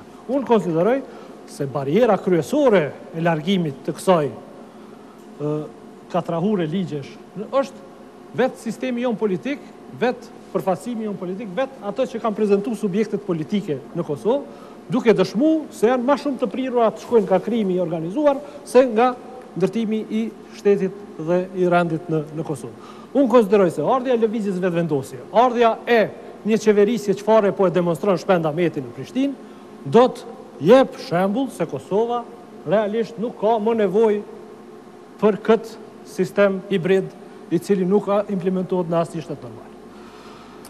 Fakti pse duhet të heq, tash se i kanë ngrit disa çështje, unë nuk muj tash ndoshta po e marrim shumicën e kohës, t'ia lë ndoshta edhe Visarit ndonjë prej. Jo, tash vjen kujtim Dobruna me Visarin nga punë. Keni një kontradikt në analizë. Do të ti po thu që sistemi është në rregull, se sistemi funksionon, sepse i kemi zyret e mira, i kemi mbrojtjen e mirë, i kemi është investuar nga ambasadat amerikane, por po na duhet një hero. Mi hero po na duhet sistemi i cili është i mirë. Do thotë, fal tash. Jam se do po. Dashit, ndëgjoj, do të më ndëgjoj deri në fund. Të lutem, më fal. Po jo, tha në herën e parë sepse tha që nga viti 2010 sistemi është funksional, ligjet janë të mira, gjithçka është në rregull, është u ndërtu pallati i drejtësisë dhe mund të jetë sigurisht është në formën e tillë sepse nuk kem asgjë kundër funksionimit zyreve të bukura. Përkundrazi jemi për, do thotë ne jemi që të investohet në sistem i cili na siguron një drejtësi. Por fakti se po e lyp heroin, do thotë se gjendjen nuk e kemi të mirë. Dhe në këtë përpjekje bëdej se i puqemi sepse edhe unë mendoj që vullneti politik për ndryshu gjendjen është bazamenti i ndryshimit të sistemit drejtësisë. Por nuk e pate vullnetin politik për ndryshu gjendjen aktuale, ku krimi ka kap shtetin, do thotë nuk mund ta ndryshojmë shtetin. Edhe heroi nuk vjen me individin, po heroi vjen me angazhimin të cilin ne së bashku po mendojmë ta bëjmë. Për një sistem, për një grup njerëzish, për një mendësi e cila është në gjendje të rreshtohet ka rendi dhe ligji dhe të imponoj ligjin të cilin e kemi në letër, por të cilin nuk arrim të aplikojmë dot që 15 vjet dhe njerëz të korruptuar, të kriminalizuar e keqpërdorin dhe e manipulojnë për çdo ditë në këtë sistem. Dhe ky është abeceda e kësaj. Dhe nuk na duhet program 60 faqe për të elaboruar këtë çështje, duhet vetëm të shikosh shembullin e Xhelal Sfeshnjës në komunë të Prishtinës për të kuptuar se shumë gjëra ndryshojnë në një institucion nëse ekziston vullneti për të ndryshuar, për të mirë një institucion. Mirë.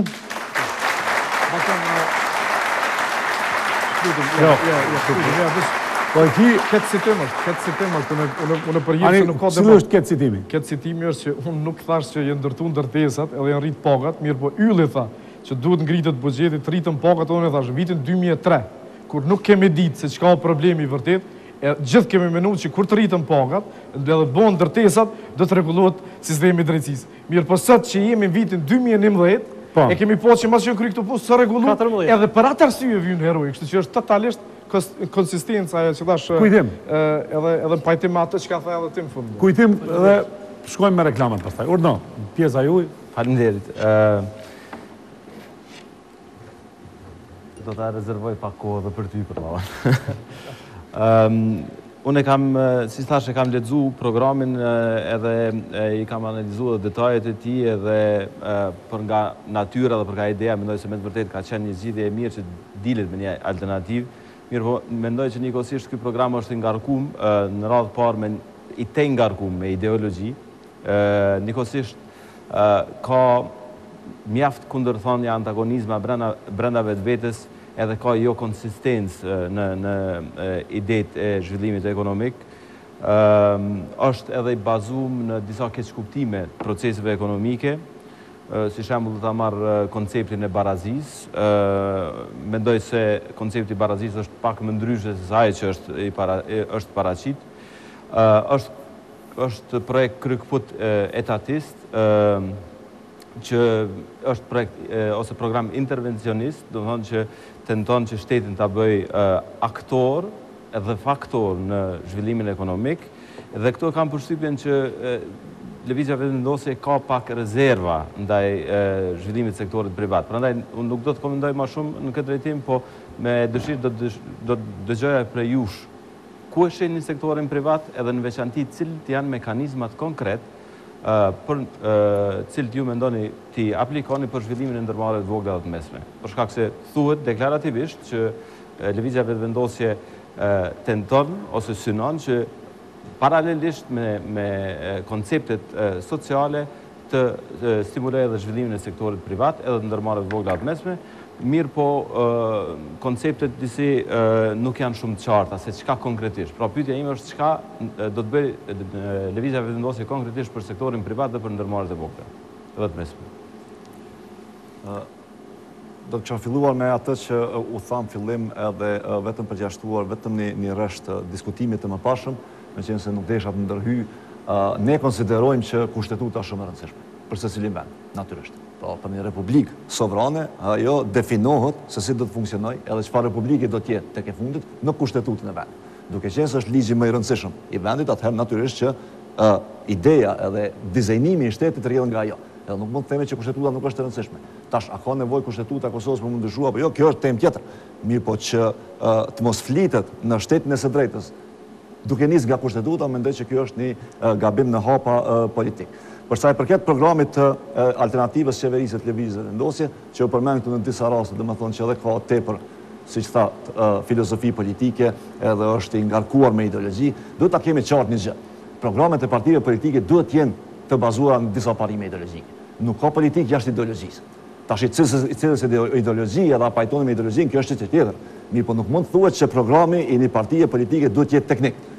Sepse edhe teknika në fund të fundit është në bazë të një ideologjie. Teknika nuk është e lirë nga ideologjia. Pra, masa që ti ndërmerr për me e sanu një gjendje të caktuar, i ndërmerr nga një pozicion politik që ti e ke. Edhe ky pozicion politik është i definuar edhe i drejtuar nga një bindje ideologjike që ti e ke. Pra, agenda e partive politike mendoj që duhet të jetë e bazuar në bindjet ideologjike që ato i kanë. Edhe në këtë drejtim nuk konsideroj që duhet quhet agjendë e partive politike, pra kundërshtimi i një partie politike për një ligj apo një mekanizëm, një mjet të caktuar që e propozon një parti tjetër politike, është kundërshtim mbi bazat e bindjeve, e jo mbi bazat e agjendave apo interesave afatshkurte, personale, që nuk po them që nuk ndodh në Kosovë, që ka edhe tilla. Po televizia vetëvendosje asnjëherë kundërshtimi nuk ka qenë duke u bazuar në interes të lëvizjes vetëvendosje apo të një antari lëvizjes vetëvendosje, por ka qenë kundërshtimi i cili bazohet në një bindje politike që ne kemi kashi çështjes.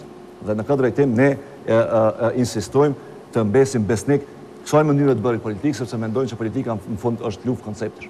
Luftë konceptesh, të cilat pastaj natyrisht e kanë një mekanizëm të tërë të institucioneve shtetërore me të cilat zbatohet ajo politika, apo ai koncept politik i caktuar. Përsa i përket pyetjes konkret, lëvizja Vetëvendosje konsideron që shteti duhet të jetë aktor në zhvillimin ekonomik.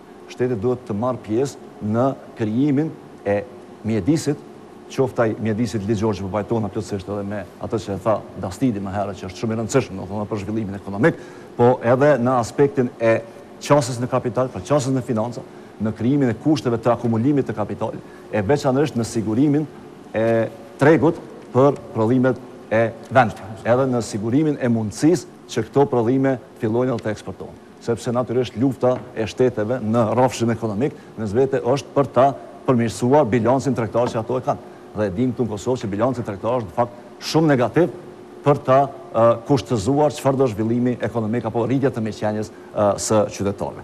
Lëvizja Vetëvendosje e sheh ekonominë jo si qëllim në vete, siç kanë tendencë shpesh herë të flasin partit tjera, po e sheh si një mjet për rritjen e mirëqenies së qytetarëve. Apo ekonomia është mjet përmes të cilit ne e zhvillojmë shoqërinë. Dhe në këtë drejtim një pyetje konkrete, më fal. A bën ti përgjigje për ndërmarrjet e vogla të mesme që e pyet se isha duke ardhur. Pra, lëvizja Vetëvendosje konsideron që problemi që kemi ne sot në ekonomi është që prodhuesit e vendit, ndërmarrësit e vendit, as nuk kanë qasje në kapital e as nuk kanë qasje në treg. Dhe ky është problem qoftë me prodhuesit bujqësor, qoftë me prodhuesit në ndërmarrjet e vogla dhe të mesme, qoftë edhe me ata pak prodhues që kanë filluar, domethënë në mënyrë të investojnë edhe të arrisin potencialin apo kapacitetin e vet prodhues, të cilin nuk po mund do ta shfrytëzojnë. Pra, vetëm për të përmendur disa statistika, ju besoj që dini se i përcjellni kompozicione shkrimet tuaja, 95% e bizneseve në Kosovë konsiderohen si biznese të vogla, që kanë më pak se 4 punësuar. Që i bën që janë pak a shumë biznese familjare ose personale. Dhe vetëm 5% e bizneseve pra janë biznese që prodhojnë. Po flas për sektorin privat. Lëvizja Vetëvendosje edhe në alternativën e vet qeverisë, edhe në konceptin e vet politik, nuk është kundër ndërmarrësisë private. Ne edhe e themi këtë në alternativë, që natyrisht zhvillimin ekonomik ta sjellë sektori privat. Po njëkohësisht ne nuk e kemi as maninë e as fobinë e publikës, sepse konsiderojmë që hapësira publike dhe pronësia publike mbi ndërmarrje të caktuara strategjike është domosdoshmëri edhe për zhvillimin ekonomik, edhe për zhvillimin strategjik, po veçanërisht për kohezionin shoqëror që është domosdoshëm në Kosovë sikur në çdo vend tjetër. Pra janë 4 masa. Dëgjojmë edhe një pyetje?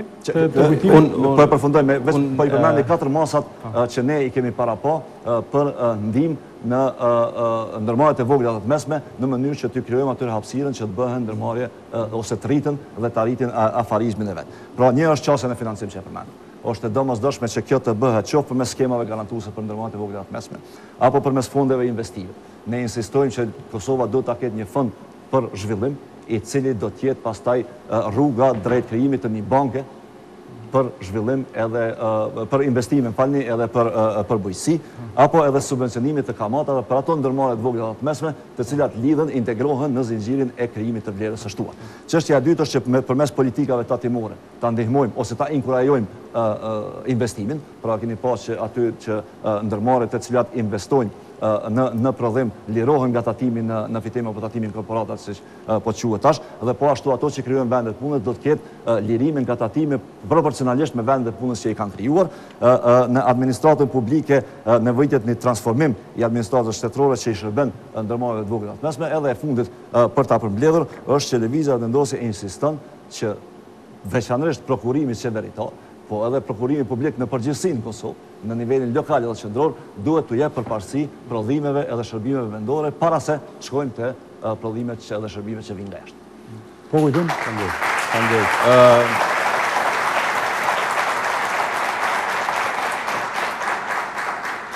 Tek çështja e ideologjisë vetëm shkurt. Unë mendoj që pajtohem me ju se secili koncept bazohet në ideologji. Kam frikën se koncepti ju bazohet në ideologjinë e gabueshme për shkak se në disa pika ka qasje ekstreme majtiste, të cilat në fakt kanë dështuar kudo në zbatimin e tyre në përbot. Kemi shembuj të plot. Cila është qasja ekstreme majtiste? Përmend më një. Ka shumë raste, nëse ndalemi te për shembull te tatimi progresiv. Tatimi progresiv është rrjedh prej teorive marksiste, konkretisht është pika e dytë manifestit të Partisë Komuniste, tatimi i lartë progresiv. Në fakt, ju që keni propozu me tatimin e lartë progresiv, me tatimin progresiv nuk është kur gjë e re, sepse na e kemi një tatim progresiv në vend, i cili i merë parasysh gjendjen e popullatës edhe i liron shtresat më të varfra. Mirë po, fakt, propozimi juj, deri në një pikë është i mirë, lirimi i njerëzve deri në pagën minimale, nga pagesa e tatimit është shumë i mirë, për arsye se e rritë fuqinë e tyre blerëse. Po në njëjtën kohë është rritje e tatimeve për një shtres tjetër, e cila është më dinamike, ose edhe këtu kisha pas dëshirë që mos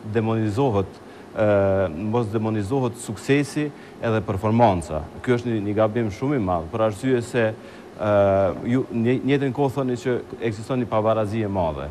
Në fakt nuk jam shumë i sigurt se gjithë parametrat ekonomik thonë që pabarazia në Kosovë nuk është e madhe, ani pse nuk është pabarazi në pasuri, po është një lloj barazie në skame. Do thonë, dallimi mes shtresave në Kosovë është minimal, se shumica dërmuese e popullatës është e varfër.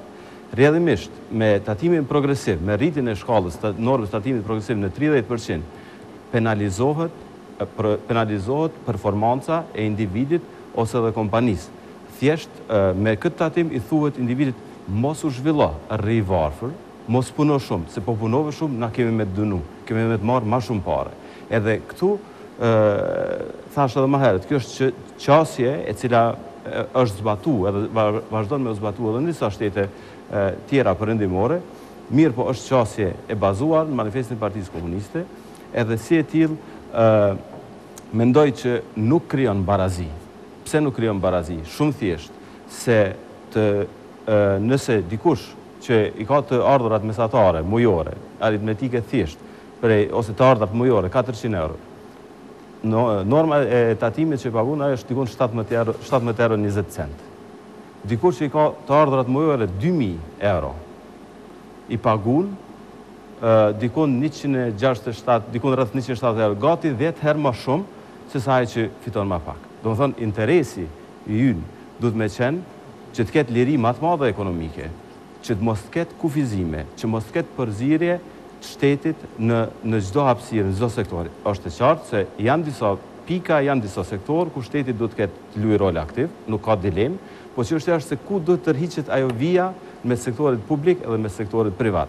Dhe unë kam bindjen edhe programi juaj e thotë këtë që vija me sektorit publik edhe privat shkon në dëm të sektorit privat, duke i dhënë shtetit hapësirë që të jetë aktor dhe faktor në ekonomi, edhe duke e bërë rishpërndarjen si faktor kryesor të zhvillimit ekonomik, e jo rritjen, jo inovacionin, jo zhvillimin e lirisë ekonomike, edhe jo zhvillimin e sektorit privat. Sektori publik mund të gjeneroj vendet të punës, po se sa mund të gjeneroj ai dhe sa afatgjata janë ato politika, kemi plot shembuj, mos shkojmë më larg në shtetin afër që kemi Greqinë, mund ta shohim se ku ka sjell kjo politikë tatiste.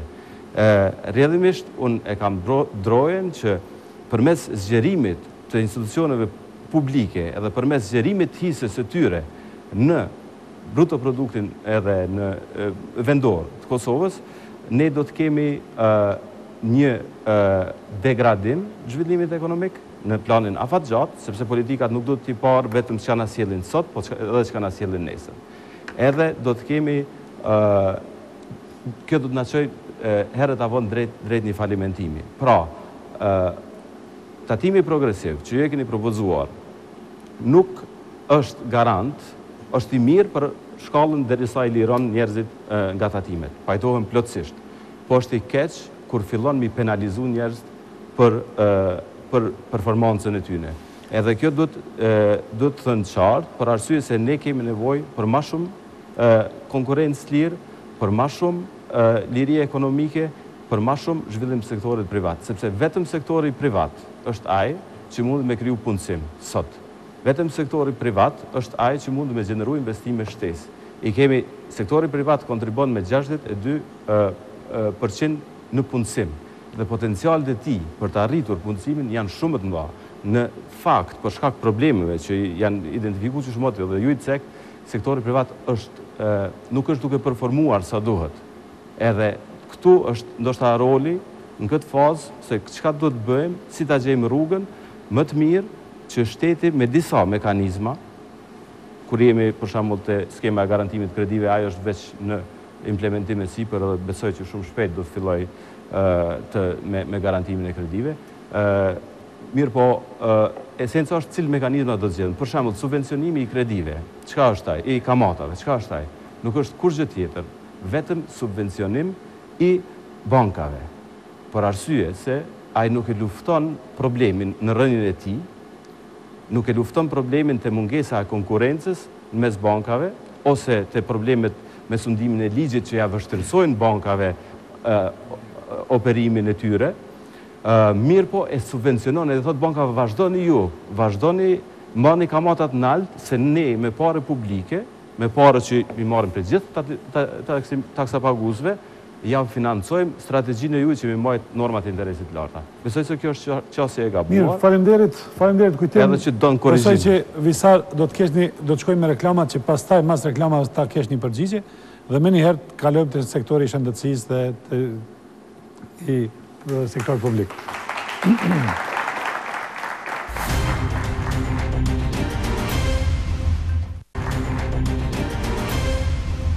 Kthejmë të shëndetësia se Fatmirja edhe tha njëherë më dha rasti me folë gjatë për shëndetësinë në gjitha studiot edhe ashtu ja morëm kohën. Po, natyrisht, këto janë çështje që ndërlidhen njëra me tjetrën. Për t'ju përgjigjur në disa çështje që i ngriti kujtimi, mendoj që është një keq interpretim i alternativës qeverisë të lëvizjes vendosje megjithatë. Via në mes të publikës edhe privates në alternativë qeverisë të lëvizjes vendosje është shumë qartë e definuar. Ato masa që unë i përmenda, duke filluar nga fondi investir dhe banka zhvillimore, të cilat do të investonin në industrializimin e vendit për ta luftuar kështu papunësinë, në rritjen e prodhimit vendor, po ashtu për ta luftuar papunësinë. Do të jenë investime në sektorin privat. Ne nuk po themi që do të kemi pronësi shtetore për mbi fabrikat prodhuese të Kosovës. Çfarë po themi ne është që sektorët strategjik duhet të jenë në pronësi publike dhe njëkohësisht shteti të garantoj, pra ta përkrah zhvillimin e prodhimit vendor, sepse është shumë e qartë. Prodhimi nuk mund të zhvillohet pa përkrahjen e shtetit në fazën e vet fillestare. Pra kjo është dëshmuar gjithandaj në përballë. Përsa e përket tatimi progresiv natyrisht që është rrugtim drejt barazisë. Nuk është se e bën barazinë, nuk është se i barazon të gjithë njëjtë. Mirë, po nuk do të kuptuar as ndëshkim për ata që fitojnë më shumë, sepse tatimi progresiv e siguron që barën kryesore të pagesës së tatimit të bushës së buxhetit mos ta mbajnë klasat e ulta edhe ato të mesme të shoqërisë, po që kjo të shpërndahet në mënyrë proporcionale vis-a-vis të ardhurave që krijohen nga e mira e përgjithshme. Dhe në këtë drejtim do të kisha ngritur vetëm do të kisha dhënë dy shembuj se si çfarë bën sistemi tatimor që e propozon lëvizja Vetëvendosje. Për shembull, për pagën 200 euro, që e përmendet ju, tatimi aktualisht paguhet në 4,40 euro. Ndërkohë që me lëvizjen Vetëvendosje ky do bie në 1 euro. Që në kupton që paga bruto me aktualisht është 185,60, do të bëhet 189.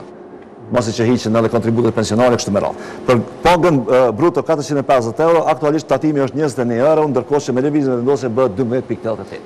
Ndërkohë që për pagën 2000 euro, aktualisht tatimi është 167 euro, ndërkohë që me lëvizjen Vetëvendosje bëhet 281 euro. Po, rritet tatimi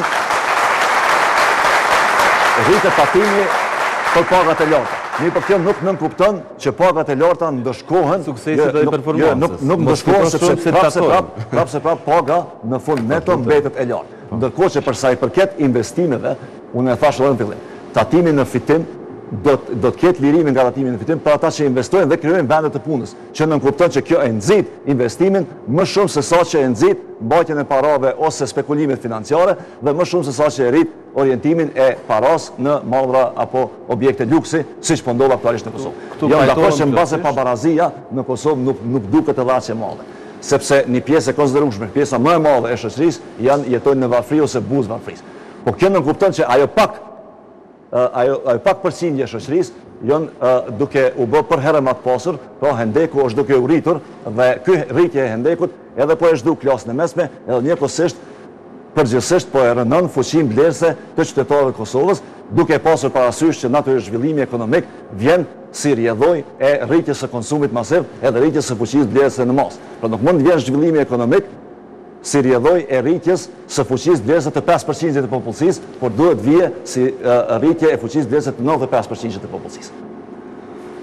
E ki shumë shkurt, për arsye se kalojmë dhe njëri. Unë qëndroj prapa asaj që kjo është penalizim i suksesit dhe i performancës, për arsye se këtu te koncepti barazis, barazia duhet bazohet në rregullat barabarta për të gjithë. E rregullat e barabarta në kuptojmë që të gjithë janë të barabartë para ligjit. Koncepti progresiv, si kur të kish mu zbatu, si kur të kish mu zbatu, lutem, si kur të kish mu zbatu koncepti progresiv në ekonomi, është barazin rezultate, jo vetëm barazin shanse. është si kur të kish mu apliku në tërë ekonominë, atëherë kërkush sot s'kish me punu. është si koncepti tillë, kërkush s'kish me punu. Jo, pra, se sistemi progresiv tatimor, si që thatë dhe ju, sistemi progresiv tatimor përdoret në secilin vend të Evropës kontinentale, apo jo, madje, në vendet si Gjermania dhe si Danimarka, niveli i epërm i tatimit është shumë më i lartë sa që përgazon në vizat. Shamo Danimarka ka 45% nivelin e epërm të tatimore. Edhe njëherë, në bazë ku kanë qenë, sigurisht që kishin me eliminu tatimin progresiv, po flasim për konceptin e vetëvendosjes, besoj që Gjermania është edhe një çështje. Pajtohna me heqjen e tatimit në reinvestim. Mirë po, edhe këtu vlen rregullat e barabarta. Është vështirë, është ngarkesë administrative, që në kupton edhe ngarkesë buxhetore, që të kontrollohet secila ndërmarrje se çka ka bërë me profitin e vet, ku e ka reinvestuar, a ka reinvestuar në prodhim, a ka investuar në është shumë vështirë me kvantifiku. Kështu që mënyra më e mirë, sugjerimi jam për ju është le të ketë lirim tatimit për secilin që vendos me reinvestu. Edhe le të ketë në përgjithësi sa më shumë lirime të tatimeve, edhe për ata që fitojnë më shumë.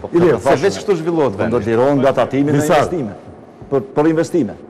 Natyrisht që ne duhet të ndërtojmë mekanizma si administrata tatimore dhe mekanizmat për cjellës, të cilët do ta kenë aftësinë edhe për ta luftuar evazionin fiskal, po edhe për të kontrolluar librat e kompanive. Natyrisht që ne synojmë që ta kemi një mjedis, një situatë ku të gjitha kompanitë që operojnë në Kosovë, të operojnë në bazë të librave të cilat duhet jenë të qasme për administratën tatimore dhe të kontrollueshme nga ata. Nuk ka garancion që forcimi i administratës tatimore e eliminon evazionin fiskal, se janë shumë faktorë tjerë që ndikojnë dhe mekanizmat për cilë. Është njëri prej faktorëve, po jo i vetë. Dhe mekanizmat për cilës për thash. Me rëndësi është me di që edhe të pasurit edhe të varfrit dy partë smurën njësoj edhe kanë nevojë për shëndetësi të mirë.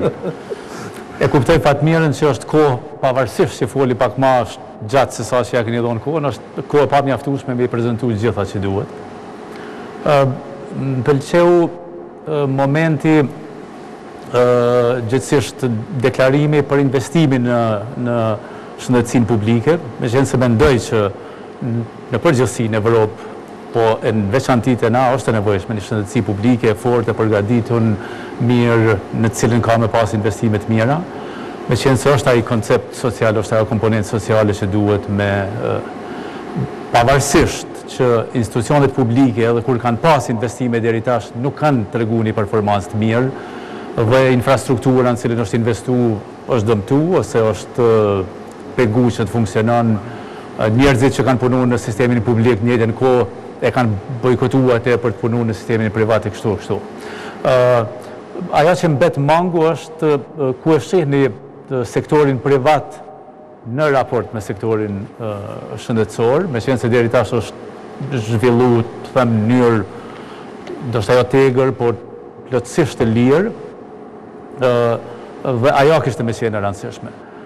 U përmend që ministri do të jetë i vetëvendosjes, me qenë se deri tash kanë qenë ministrat e partive të vogla, ka pas ministra edhe të partive të mëdhaja, cilët kanë përjetu, dëgjoni, kush i ka themelu qeveris asnjëherë partneri kryesor kanë përjetu fiasko të jashtëzakonshme dhe ju e dini edhe atë. Prandaj ministri ndoshta nuk është garanti i suksesit një ministrie, sa është konceptit e cilin është problemi tjetër ku, se forca përkrahja politike e caktume dhe t'ja jep shëndetësisë në gjatë qeverisjes.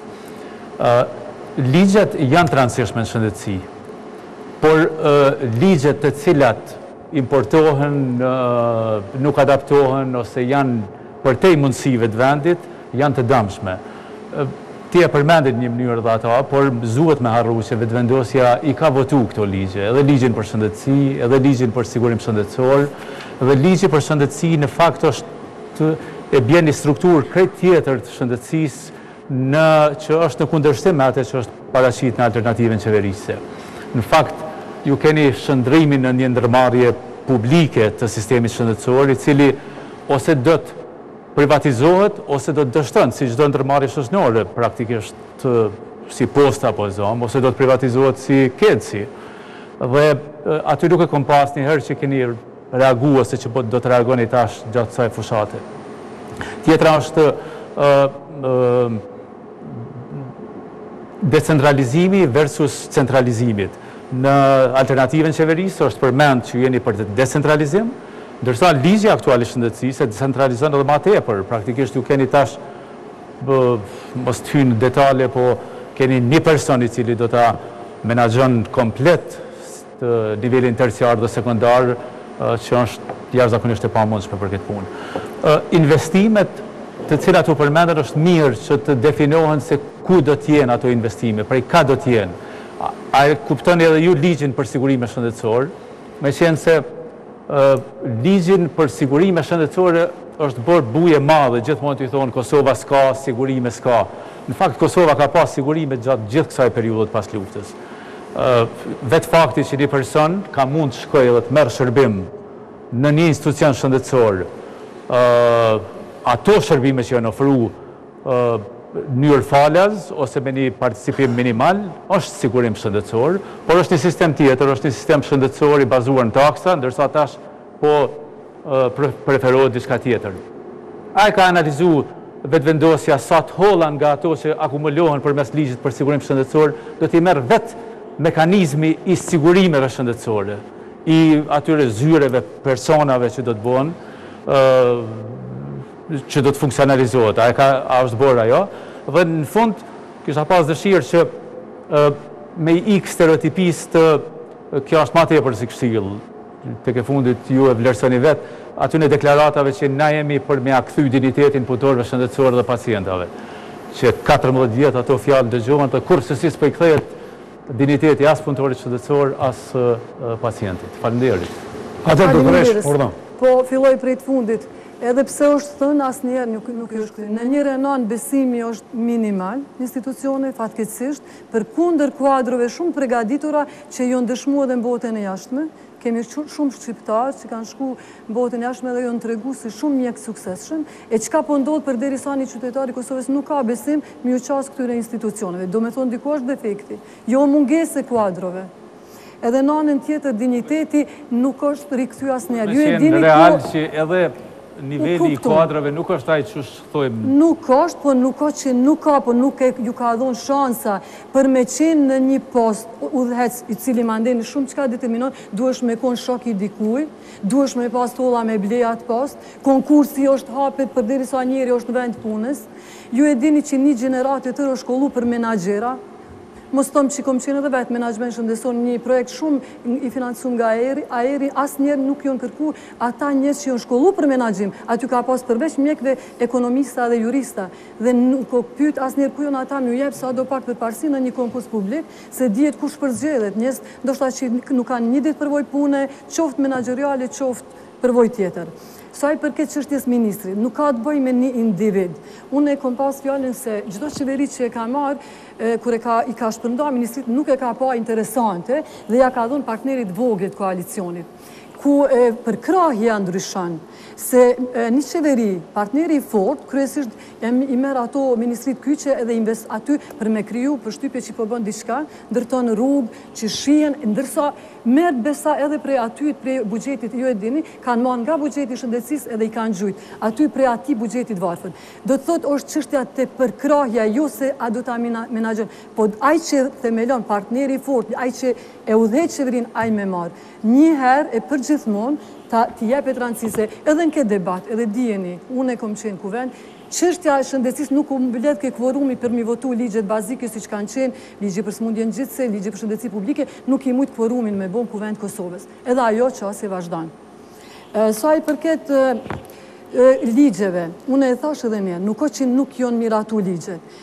Po ligjet nuk jetësojnë për shkak udhëzimeve administrative që nuk nxjerren paralelisht me ligj. Çdo shtet normal e përgatit ligjin edhe udhëzimet njëkohësisht dhe i sjell. Kur miratohet në kuvend dhe nënshkruhet, nuk mundesh me thonë në fuqi filan datë, ndërsa 50% e ligjit nuk është e zbatueshme sepse udhëzimet administrative nuk janë nxjerr. Dhe kjo nuk bëhet rastësisht, po qëllimisht, sepse përmes udhëzimeve në mënyrë perfide ndrohet në një pjesë të madhe ligji. Dhe ato monitorimi i zbatimit ligjeve mungon. Pak a shumë jënë bo disa tendenca. Kur të vijen po shtet, do ta bëj monitorimin e zbatimit.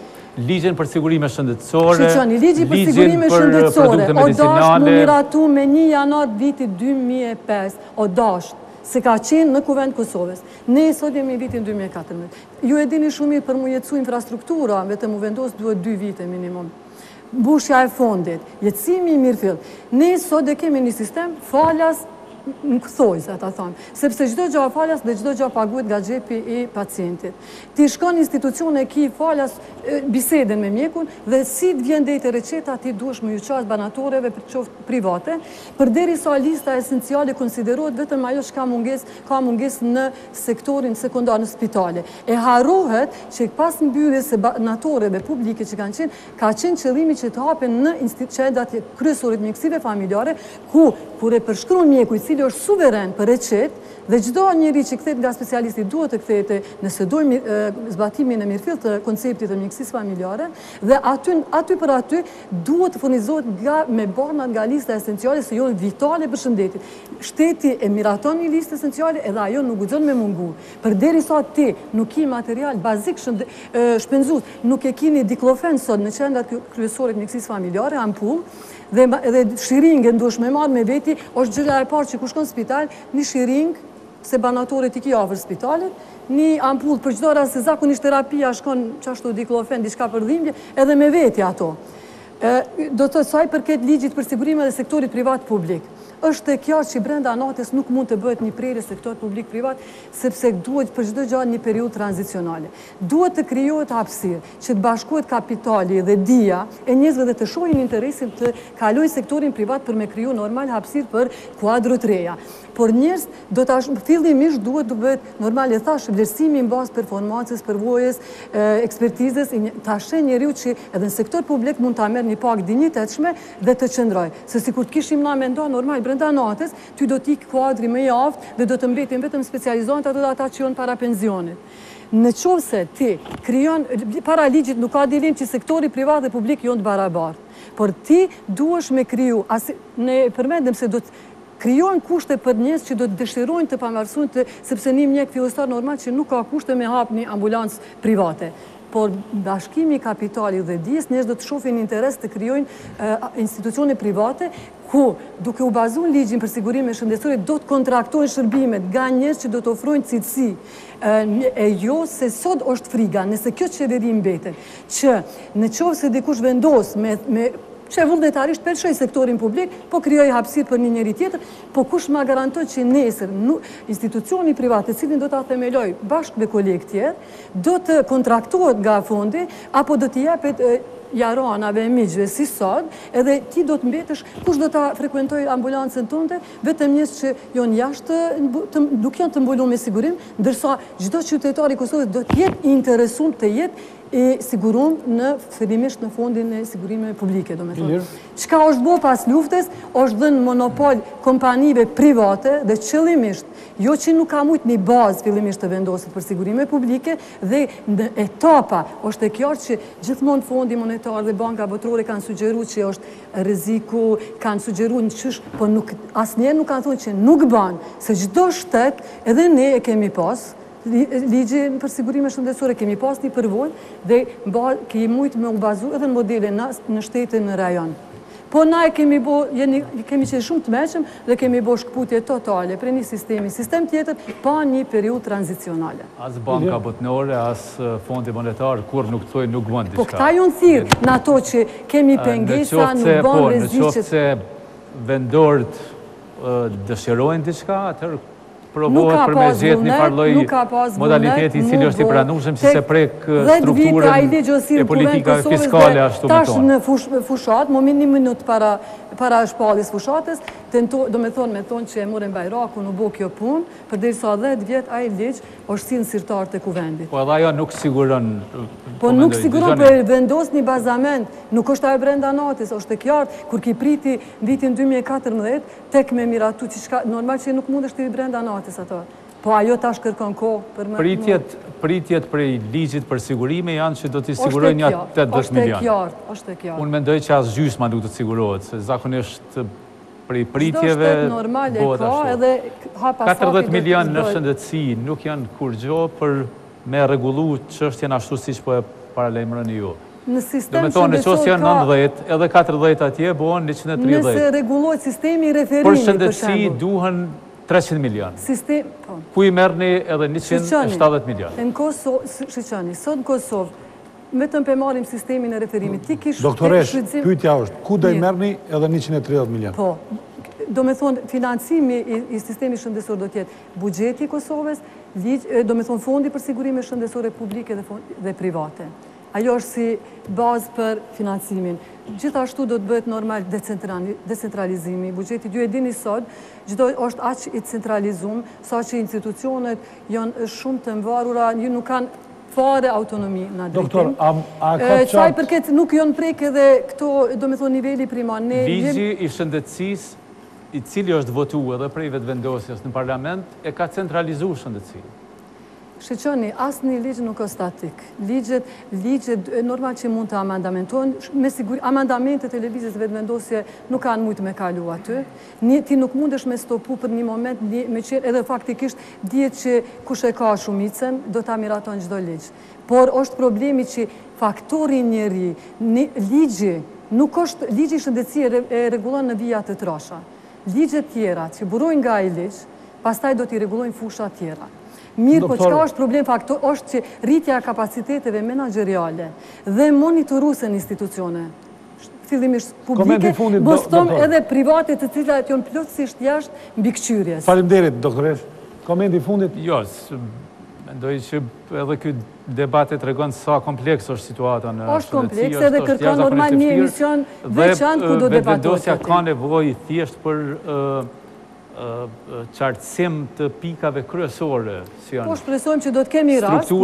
Struktura e sistemit shëndetësor aktual, a jeni pro se kundër, mënyra financimit, a jeni pro se kundër, çka e dallon vetëvendosjen prej PDK-s, po e zonë edhe partnerëve të koalicionit që i kanë aprovu këto, dhe çka do të ketë ndryme në të ardhmen kur vetëvendosja do t'jetë në shansë për me qeverisë. Mirë, faleminderit. Në pika qyqe zbatimi i ligjit. Shumë pak, atër krenar është pjesa fundit. Edhe logaridhënja. Vetëm t'ja bëjmë e dije që do vonohemi 2-3 minuta, i bëjmë me dije redaksisë e lajmeve, që t'kenë mirë kuptim për të përfunduar këtë debat, që realisht përfundon me krenarin, dhe me pujen, ose me pujen dhe krenarin si dëni. Me që kërkove 2-3 minuta, kërkoj 5, patën. Kështë që ta përfundoj mirë.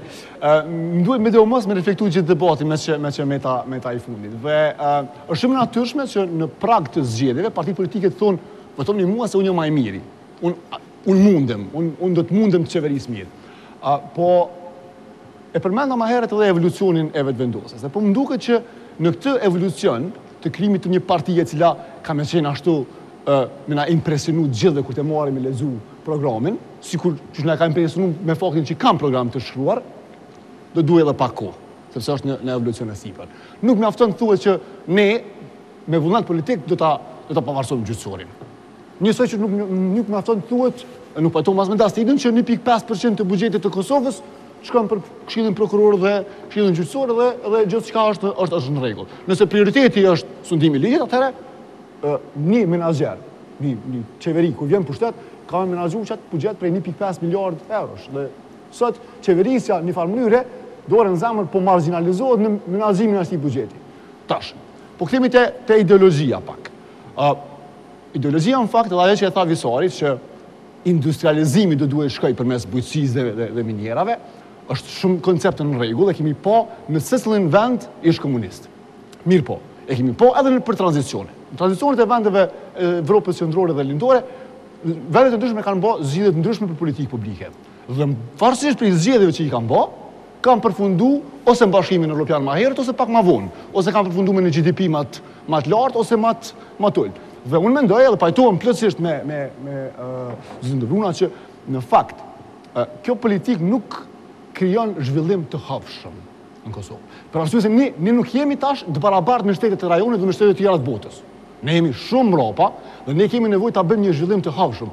Zhvillimi i hapshëm nuk mjafton me i përdorë mirë këto kapacitete që i kemi dhe këtë 1.5 miliard euro buxhet apo 4.5 miliard euro GDP. Duhet investime nga jashtë. Dhe investimet nga jashtë ndër lidhen me atë që e përmendi domthonë politikat fiskale, të cilat ne do të jemi konkurrent në rajon për të tërhequr këto investime. Nëse Maqedonia sot e ka për korporata të mëdha që investojnë në Maqedoni një taks të ulët apo zero, virtualisht zero, atëherë ne duhet të bëjmë diçka më shumë në mënyrë që të jemi më atraktiv për investitorët e huaj, sepse ky vend nuk zhvillohet me bujqësi edhe me minerale, të paktën jo në tempon të cilin ne dëshirojmë të zhvillohet. Unë pajtohem që ajo është baza, mirë po nuk del aty. Tash po duhet të kthehem tek kjo çështja që tha Visari, nuk i friksohemi publikës. Në fakt pronësia publike ka qenë bara kryesore pse qeveritë e vendeve qendrore të Evropës nuk kanë përparuar në zhvillimin e tyre. Nëse i sheh, ka modalitete ndryshme. Mirë po më parim kjo. Dhe unë i friksohem publikës shumë Visar për arsye se që 16 vjet i kemi menaxhuar shumë keq të ndërmarrje publike. Dhe nuk mjafton thuani me gjithë respektin se ne do të jemi ndryshe nga ata të tjerët nëse nuk i tregoni se cilat janë mekanizmat e politikës publike, që cilët ju do t'i financoni, po kthehemi te ajo, buxheti e financon politikën, i financon mekanizmat dhe cilat do të cilëte zhvillim. Po kthehemi tash te çështja e integrimeve, po ja përmendi kriteret e Kopenhagës. Kriteret e Kopenhagës në Bashkimin Evropian janë histori. Sot nuk ka kriteret e Kopenhagës. Kriteri i Kopenhagës për Kosovën është gjykata speciale. Kriter i Evropës për Kosovën është fondi special për veriun. Fatkeqësisht kriter ka qenë decentralizimi, kjo kushtetutë. Dhe për ta cituar një nga studiuesit më të mirë të tranzicionit në Evropë, Zilon ka thënë Evropa është perandori, nuk të pyet. I vendos kushtet, nëse don i plotson, nëse nuk don mbetesh jashtë. E ne nuk kemi alternativë në Evropë. Nëse i sheh, vendet thot që kanë thonë se mëtojmë të jemi anëtar të Bashkimit Evropian, përpos Turqisë, askush tjetër nuk ka alternativë. Nuk ka alternativë zhvillimit, nuk ka alternativë të prosperitetit. Dhe këtu tash duhet të ndalem. Prapë të evolucioni. Manifesti i lëvizjes Vetëvendosje nuk e përmend Bashkimin Evropian, nuk e përmend Evropën. Programi politik e përmend vetëm një herë. Alternativa qeverisë 3 herë. Edhe më po më duket një farë evolucioni shumë i mirë. Për arsye se edhe lëviza ka evoluar. Lëviza sot ka shumë njerëz, cilët mbase në të kaluar shumë të afër nuk kanë përkuar fare me mendimin e tyre politik. Mirë po, konkretisht për më kthy tek programi, është një pjesë e programit të integrimit që më pëlqeu shumë. Sepse vazhdimisht që prej shpallës pavarësisë, krejt qeveritë në Kosovë që kanë bërë është, kanë thonë, po merremi me pjesën supranacionale të Evropës, Komisionin Evropian, Parlamentin Evropian, sepse këta na integrojnë në Evropë. Në fakt, vendimi politik merret nga shtetet anëtare dhe ne kemi dështuar që të merremi, që të kemi politikë të jashtme ka shi vendeve anëtare të BE-s. Ne bëjmë ashtu siç na thot Evropa supranacionale dhe kemi harruar ato fare. Çka mungon është mekanizmi. Ju keni thonë shumë mirë në program që do të merrni veç me vendet anëtare të BE-s, sidomos me këto vende që nuk na njohin, mirë po nuk mjafton 3 herë të përmendet Bashkimi Evropian për një vend i cili në kushtetutën e tij e ka të theksuar se ne mëtojmë të jemi pjesë e familjes evropiane. Unë po e përfundoj me këtë në mënyrë që t'ja jap Puijes kështu të reflektoj dhe i kam 2-3 pyetje shumë shkurta për fund nëse mundem. Puije. Faleminderit shumë krenar. Mas pari, skepticizmin e panelistëve kuptoj shumë mirë për shkak që kemi jetuar me një Kosovë 14 vjet ku qeverit janë ndru mirë, po sistemi nuk ka ndru kur. Dhe thot na u ka ndru ftyrat e kemi vazhdu me të njëjtat demagogji, me të njëjtat sisteme të cilat e kanë degradu këtë vend. Për pasoj ju mund të mos besoni që vetëvendosja mund të sjellë ndryshime dhe mund të jeni edhe skeptik, por unë ju dhash disa shembuj konkret në cilat mund të bazoheni për ta parë se ne me të vërtetë jemi alternativë.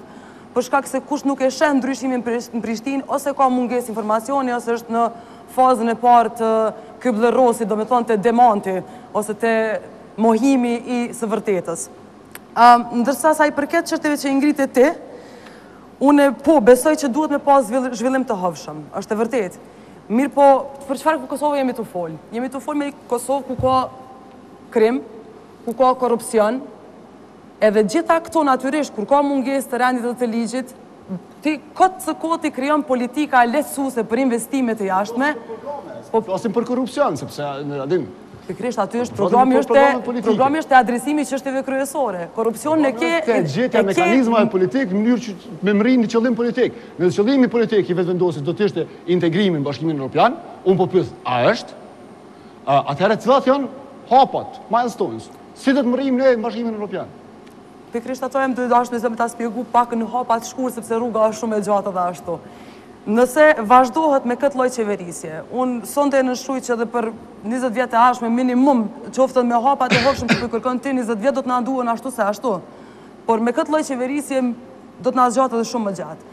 Përveç nëse ti që përmend edhe ti, kërkohen kritere politike, cilat kjo qeveri po i pranon, dhe siç po e shohim me një qeverisje të tillë duke ju nënshtruar disa kritere politike, po arrihen disa suksese të vogla, ti them kushtimisht, arritje të vogla se nuk janë as suksese, po që paraqiten si suksese dhe po mashtrohet opinioni publik. Nëse vazhdohet në mënyrë të tillë, unë po du me potencu vetëm një gjë. I kemi shembujt në rajon. Territori, masia territoriale një shteti nuk e përcakton peshën politike të atij shteti. E keni shembull Maqedoninë që tek e fundit është të i bën një problem të jashtëzakonshëm vetëm se insiston në emrin e vet.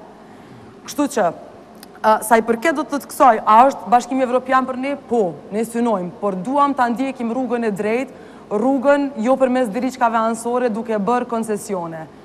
E përmende shumë mirë, dialogu ka qenë një prej çështjeve kryesore, cila na ka quajtur asociacion, na ka quajtur gjykata speciale. 3 vjet kemi shpenzuar me dialog dhe kërkush prej analizë nuk ka dalë me thonë se pas kemi pas gabim. Mira euro janë shpenzuar. Gjitha ato ore, gjitha ato investimet që janë bo, qofshin edhe në kohë, e jo vetëm në pare, dhe kërkush nuk doli me marë përgjithësi, sot është haru ajo, është haru marrëveshja, nuk u përmendet ma, as nga ashtim thaqim atje. Kështu që është mirë që të bëhet një analizë se çfarë rrugë duam të ndjekim ne, dhe ne kemi përcaktuar që ne po duam të krijojmë shtet të së drejtës, shtet zhvillimor dhe shtet social. Dhe kur ti arrish këto, sepse është kriju një iluzion këtu në Kosovë që në momentit që ndodh integrimi dhe liberalizimi i vizave ne gjithë do të shkojmë në Bruksel, të jetojmë apo në Paris, përkundrazi. Nëse duam ta zhvillojmë shtetin e të mbetemi këtu, atëherë hapat janë alternativën qeverise. Unë po shpresoj shumë në evolucionin e mëtejnë të vetëvendosjes për arsye se i vetëm iluzion në këtu është që të mendosh që thuash ne kërkojmë bashkim kombëtar, kërkojmë ndryshim të kushtetuesës Kosovës që ka qenë sponsorizuar nga Bashkimi Evropian dhe më pas kërkojmë antarësim Bashkimin Evropian. Antarësimi Bashkimit Evropian ndodh kur ne të integrohemi në Evropë, jo kur të plotësojmë këto kushtet pa marrë parasysh se çfarë janë ato. E integrimi është shumë më shumë se sa integrimi politik. Po, unë po më duket është pak iluzion me mendu që nëse dy për ndryshim kushtetues që nga përjashtuese Bashkimit Evropian së rrugë. Po ju nuk mund të mi tregu tas tidit, çysh keni me rrimë ndryshuar kushtetuesën. Konstatime që nuk shndrohen fare po janë në sistem. Ju duhen 2/3 e minoriteteve. Jo pra. Në çfarë mënyre keni me ndryshuar? Ku ndalohet referendumi, ma thuaj. Ku ndalohet referendumi? Po nuk mund të ndalohet referendumi në Kosovë. Kushtetuesën Kosovë duhet me pas 2/3. Ndalohet referendumi në Kosovë. Po nuk mund të ndryshu kushtetuesën vetëm me referendum. Kurse di që këmë hargju shumë ku, po nëse pytët se si mund të ndryshu kushtetuesën. A bën tutëm ta mundet me ndryshu me 2/3 e 2 feshta, jo me referendum. që ky rend kushtetues, secili rend kushtetues, kur ndërtohet e parashë mënyrën e ndryshimit vet. Edhe që ky rend kushtetues nuk mundet më ndryshu në kuadër të rregullave që i ka me referendum. Për me arrit me referendum duhet një çështje shpejt se po m'duket që kemi te kalu kohën. Neni s'po kujtohet tash, ti sigurisht e din që neni 2 mbase i kushtetutës thotë që qytetari është burim i sovranitetit dhe këtë burim të sovranitetit ai e ushtron përmes delegimit në institucione, përmes referendumit dhe aspekteve tjera. Pra kjo është nën kushtetues. E çështjet që rregullohen nga kuvendi janë të ndonjë. Nuk janë. Kushtet e Bashkimit Evropian, baton, janë shumë qarta për Kosovën. Dialogu, asociacioni i komunave serbe dhe këto. Dhe nuk ka progres drejt integrimit nëse nuk plotësohen këto kushte. Bashkimi Evropian është perandori, vendos kushtet edhe pikë. Veç pak, ato kriteri i ka përcaktuar Ashtoni, nuk e ka përcaktuar Bashkimi Evropian. Bashkimi Evropian i ka konventat e veta me cilat shumë drejt mundesh me përcaktuar se çka lypet aty. Jemi të folur me Bashkimin Evropian thosë është një union statik i cili nuk ndryshon kur përderisa vetë si vjet kime pas ndryshime, sepse po ka një referendum për pavarësinë e Skocisë dhe ajo mund ta ndryshoj komplet konstelacionin e Bashkimit Evropian. Nuk jemi të folur për diçka që nuk është organike, që nuk ndryshon. E përmend edhe vetë që jemi të folur për shtete anëtare. Për shtete anëtare, jo, krenar, nuk është e vërtetë, sepse shumë mirë e dim që në raport me Kosovën çështjet i shtyn Serbia, nuk i shtyn Bashkimi Evropian. Ata e bëjnë agjendën. Ajo është e qartë. Përderisa Serbia arrin me qenë edhe me marë vendin e statusin e vendit kandidat për Bashkim Evropian me Kosovën pjesë përbërëse të kushtetutës së saj, pse mos me ngull na kam për diçka tjetër? Kush ta mohon të drejtën me ngull kam? Vishë tregon, a ta mohon? Askush. Nëse ti ki fuqin politike në tavolin, edhe kushtet i përcakton e cila gjën nuk ka ndodhur asnjëherë në historinë e Kosovës prej se është pavarësuar dhe drejtohet nga kjo qeveri, ose dhe ma parë bile, atëherë pse mund të akuzoni vetëvendosin të thonë që ju nuk e bani? Jo, unë e thash shumë mirë dhe ju lavdova pjesën e politikës të integrimit e cila flet për politikë bilaterale, sepse tek e fundit politika e jashtme është politikë bilaterale edhe në kontekstin evropian. Edhe fjala më hu se askush, çka nënkupton të se? Si?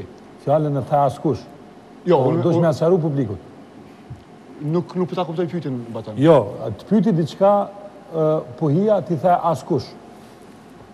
Ata mohon dikush të drejtën. Mohon dikush të drejtën. Askush nuk ta mohon të drejtën. Jo, absolutisht. Po problemi është se po e nxjerr komplet në rraf filozofik tash. Ata mohon dikush të drejtën. Nuk ta mohon, po çfarë të drejtë ka Kosova, edhe çfarë peshë ka Kosova në marrëdhënie ndërkombëtare, ne e dim. Se si është ndërtuar kjo peshë dhe kjo pozitë e Kosovës, ne e dim. Mirë po, nëse na tash po fillojmë hajde prej fillimit, domethënë po e nisim rendin kushtetues, po e ndryshojmë kushtetutën, po nisim prej fillimit me ndërtu marrëdhënie ndërkombëtare, atëherë po më duket që është pak iluzion. Edhe nuk është e pamundur. Jo, po, vetë ta përmendoj nuk e kanë ardhur fal këmbguljes së skenës politike për ti duke këmbgul në aspiratat që kemi pas. Të ndryshime domon pavarësia nuk ka ardhur kot kotis kemi qenë gjithmonë atë gjë. Ka ardhur duke aspiruar pavarësi dhe na ka ardhur një dokument. Ne konsiderojmë se ajo aspirat nuk duhet ndalë. Përkundrazi duhet fuqizu, sepse është e drejtë fundamentale, është e drejtë e vetëvendosjes, e cila është aplikuar në botën moderne. Dhe jemi të vetëm forca normative është Bashkimi Evropian. Nuk është drejt kur për sa i përket. Jo po kërkojmë që na dorëzohemi prej asaj. Nëse lejon unë mendoj se çka ky formati i debatit nuk na ka lënë me konsumu gjithë debatin, kështu që tash gjithë po përvjedhemi për sekonda dhe me siguri redaksia e lejon të lëmi është më nervoz. Që shkurtimisht, ajo që ka dëshiroj të them është një pikë shumë e rëndësishme mënyra si bën ndryshimet. Unë mendoj që bashkimi kombëtar, i cili është i propozuar prej vetëvendosjes, nuk mund të arrihet me këtë rend kushtetues. Për atë ndryshim nevojitet revolucion, bërje e një shteti prej fillimi. Nëse ka përkraje politike, qoftë edhe për me luftu, i audiencës edhe i publikut të gjerë. Ky është dezinformim çka ju të fol. Po vjen shumë keq. Po ajo është mendimi jot. Po jo, po kishe me deviju ka debatin kritika tjetër e me dezinformuar njerëz, po nuk është e vërtetë. Revolucioni nuk është ajo. Referendumi nuk është mjeti i cili mundet me u përdorur për ndryshim kushtetutës, nevojitet diçka tjetër, e ndryshimet revolutive bën forma tjera. Tash për t'ju kthyer domthonë çështjeve që kanë mbet. Problemi kryesor domthonë, i vetmja çështje e mirë kur flitet për aspektin ligjor të zhvillimit ekonomik edhe integrimit evropian, është fakti që e gjithë kjo qeverisje, e cila deri më tash Bashkimin Evropian e ka po në kopimin e ligjeve prej anglishtës në gjuhën shqipe, faktikisht e ka minu zhvillimin ekonomik të Kosovës. Pse? Na i ka pru standardet evropiane të ekonomisë, ligjore të ekonomisë, në një mjedis ku feudalizmit faktikisht. Na e kemi huq mundësin për me e zhvillu një farë të ashtu qujtë në revolucion në industrial. Tash, unë parimisht, edhe pse jam për një ekonomi të lirë tregu, jam pajtona e faktin që duhet me u stimulu ekonomia për me kriju bazën e zhvillimit, sepse nëse na prodhojmë së zero në Kosovë, edhe kemi një treg prej 2 milion banorve, nëse nesër i bashkuemi, Bashkimit Evropian me një treg me 200 milion eurove, 0 herë 2 milion bojnë 0, dhe 0 herë 200 milion bojnë 0. Kështu që ajo që do duhet bëje që po mungën këtë programi për zhvillimin, për aspektin ligjor të integrimit evropiane, është që të bëhet një integrim i sekuencuar. Ne të themi Evropës po ne jemi, vullneti jonë politik është për me qenë Evropë. Edhe gjitha ligjet, gjitha ngarkesat ligjore, do t'i zbatojmë sot. Mirë po, hyrja në fuqi e këtyre ligjeve do të sekuencohet me 6 muaj ditë para hyrjes formale, e në ndërkohë, çka do të bëjmë, është do ta krijojmë çat bazën e prodhimit, bazën e ekonomisë, e cila multiplifikohet me hyrjen në Bashkimin Evropian. Ku pastaj qasja një treg më të madh, sepse përfitimi kryesor i Bashkimit Evropian është pikërisht qasja një treg më të madh. Ne deri sot përfitimin e Bashkimit Evropian e kemi po, na i kanë ndërtu dë ndërtesa, na i kanë trajnu dë gjyqtar, atë pse i kanë bota, për mi shërby produkteve tëne, tu tregtun tregun tonë. E tash na, le që jemi treg që nuk prodhojmë kur gjë, po dhe jemi treg i vull, kështu që nesër mas nesër, edhe nëse inkuadromi, na faktikisht do të kemi rolin një tregu periferik, që s'do të ketë kur farë rëndësi dhe gjithmonë do të jemi ajo vrima e fundit e kavallit. Edhe jemi periferik, me gjitha të. Për atë arsye duhet kompenzohet. Veç baton në falë, veç për një njeri i cili e ka për profesion ligjin, edhe i cili thotë se një rend kushtetues është i pandryshueshëm, është debakit profesional. Pastaj është profesioni juaj me punu në drejtim me gjetë hapësira, qysh me ndryshu ligjet dhe qysh me avancu ligjet, edhe rendet kushtetuese tek e fundit. S'mundëm, vazhdojnë. Di. Dastit, ne e përfundojmë emisionin. Unë me të vërtetit shmoj, do më thonë, ambicit e njerëzve që të komentojmë për çështje mirë, po për hir të publikut, duhet ta dëshiroj se secili rend kushtetues dhe ligjor që krijohet, edhe i cili ka karakter evolutiv, do më thonë, ai e krijon mekanizmin për ndryshimin e vet. Edhe ai mekanizëm përfshihet në atë ligj. Edhe ndryshimi është i paraponë në ligj. Edhe kjo kushtetuese jona, si secili ligj në botë tjetër, apo ligj kushtetues, apo dhe ligje tjera, edhe aktet edhe më tulta, do në në aktin më tult, e parashojnë mekanizmin e vetë.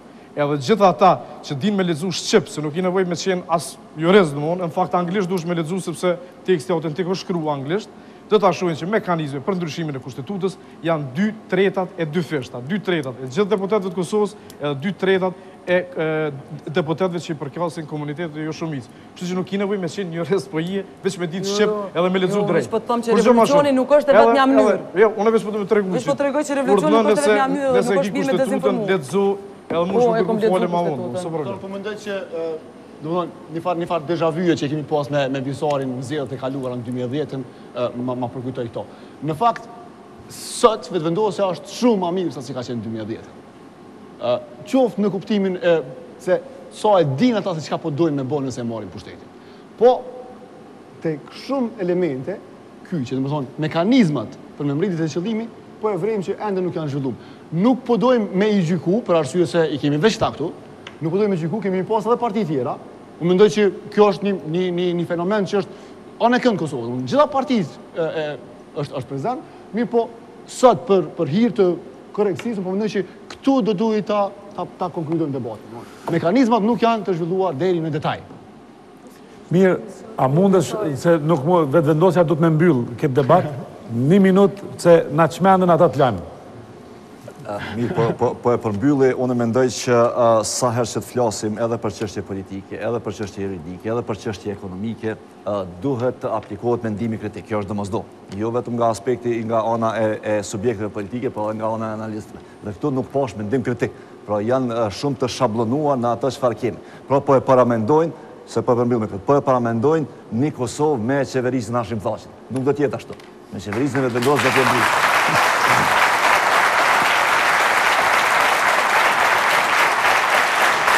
Mirë. Për mbyllja ishte tamam Vetëvendosje. Okej. Faleminderit shumë. Faleminderit Visal, Fatmire, Buhije, Ylli. Faleminderit Dastit, Kujtim, Ilir, Krenar. Ky ishte debati i parë dhe nesër në pokët studio në orën 20:45 e kemi Aleancën për Ardhmërinë e Kosovës. Po pak minuta më vonë, këtu do t'jenë Armand Shkullaku, Shkelzen Maliqi, do t'jetë Lumir Abdigjiku dhe Astrid Gashi për debatuar për atë se çfarë keni debatuar ju. Vetëm dikun rreth orës 11:20 do të kemi debatin për ju. Miru pafshim!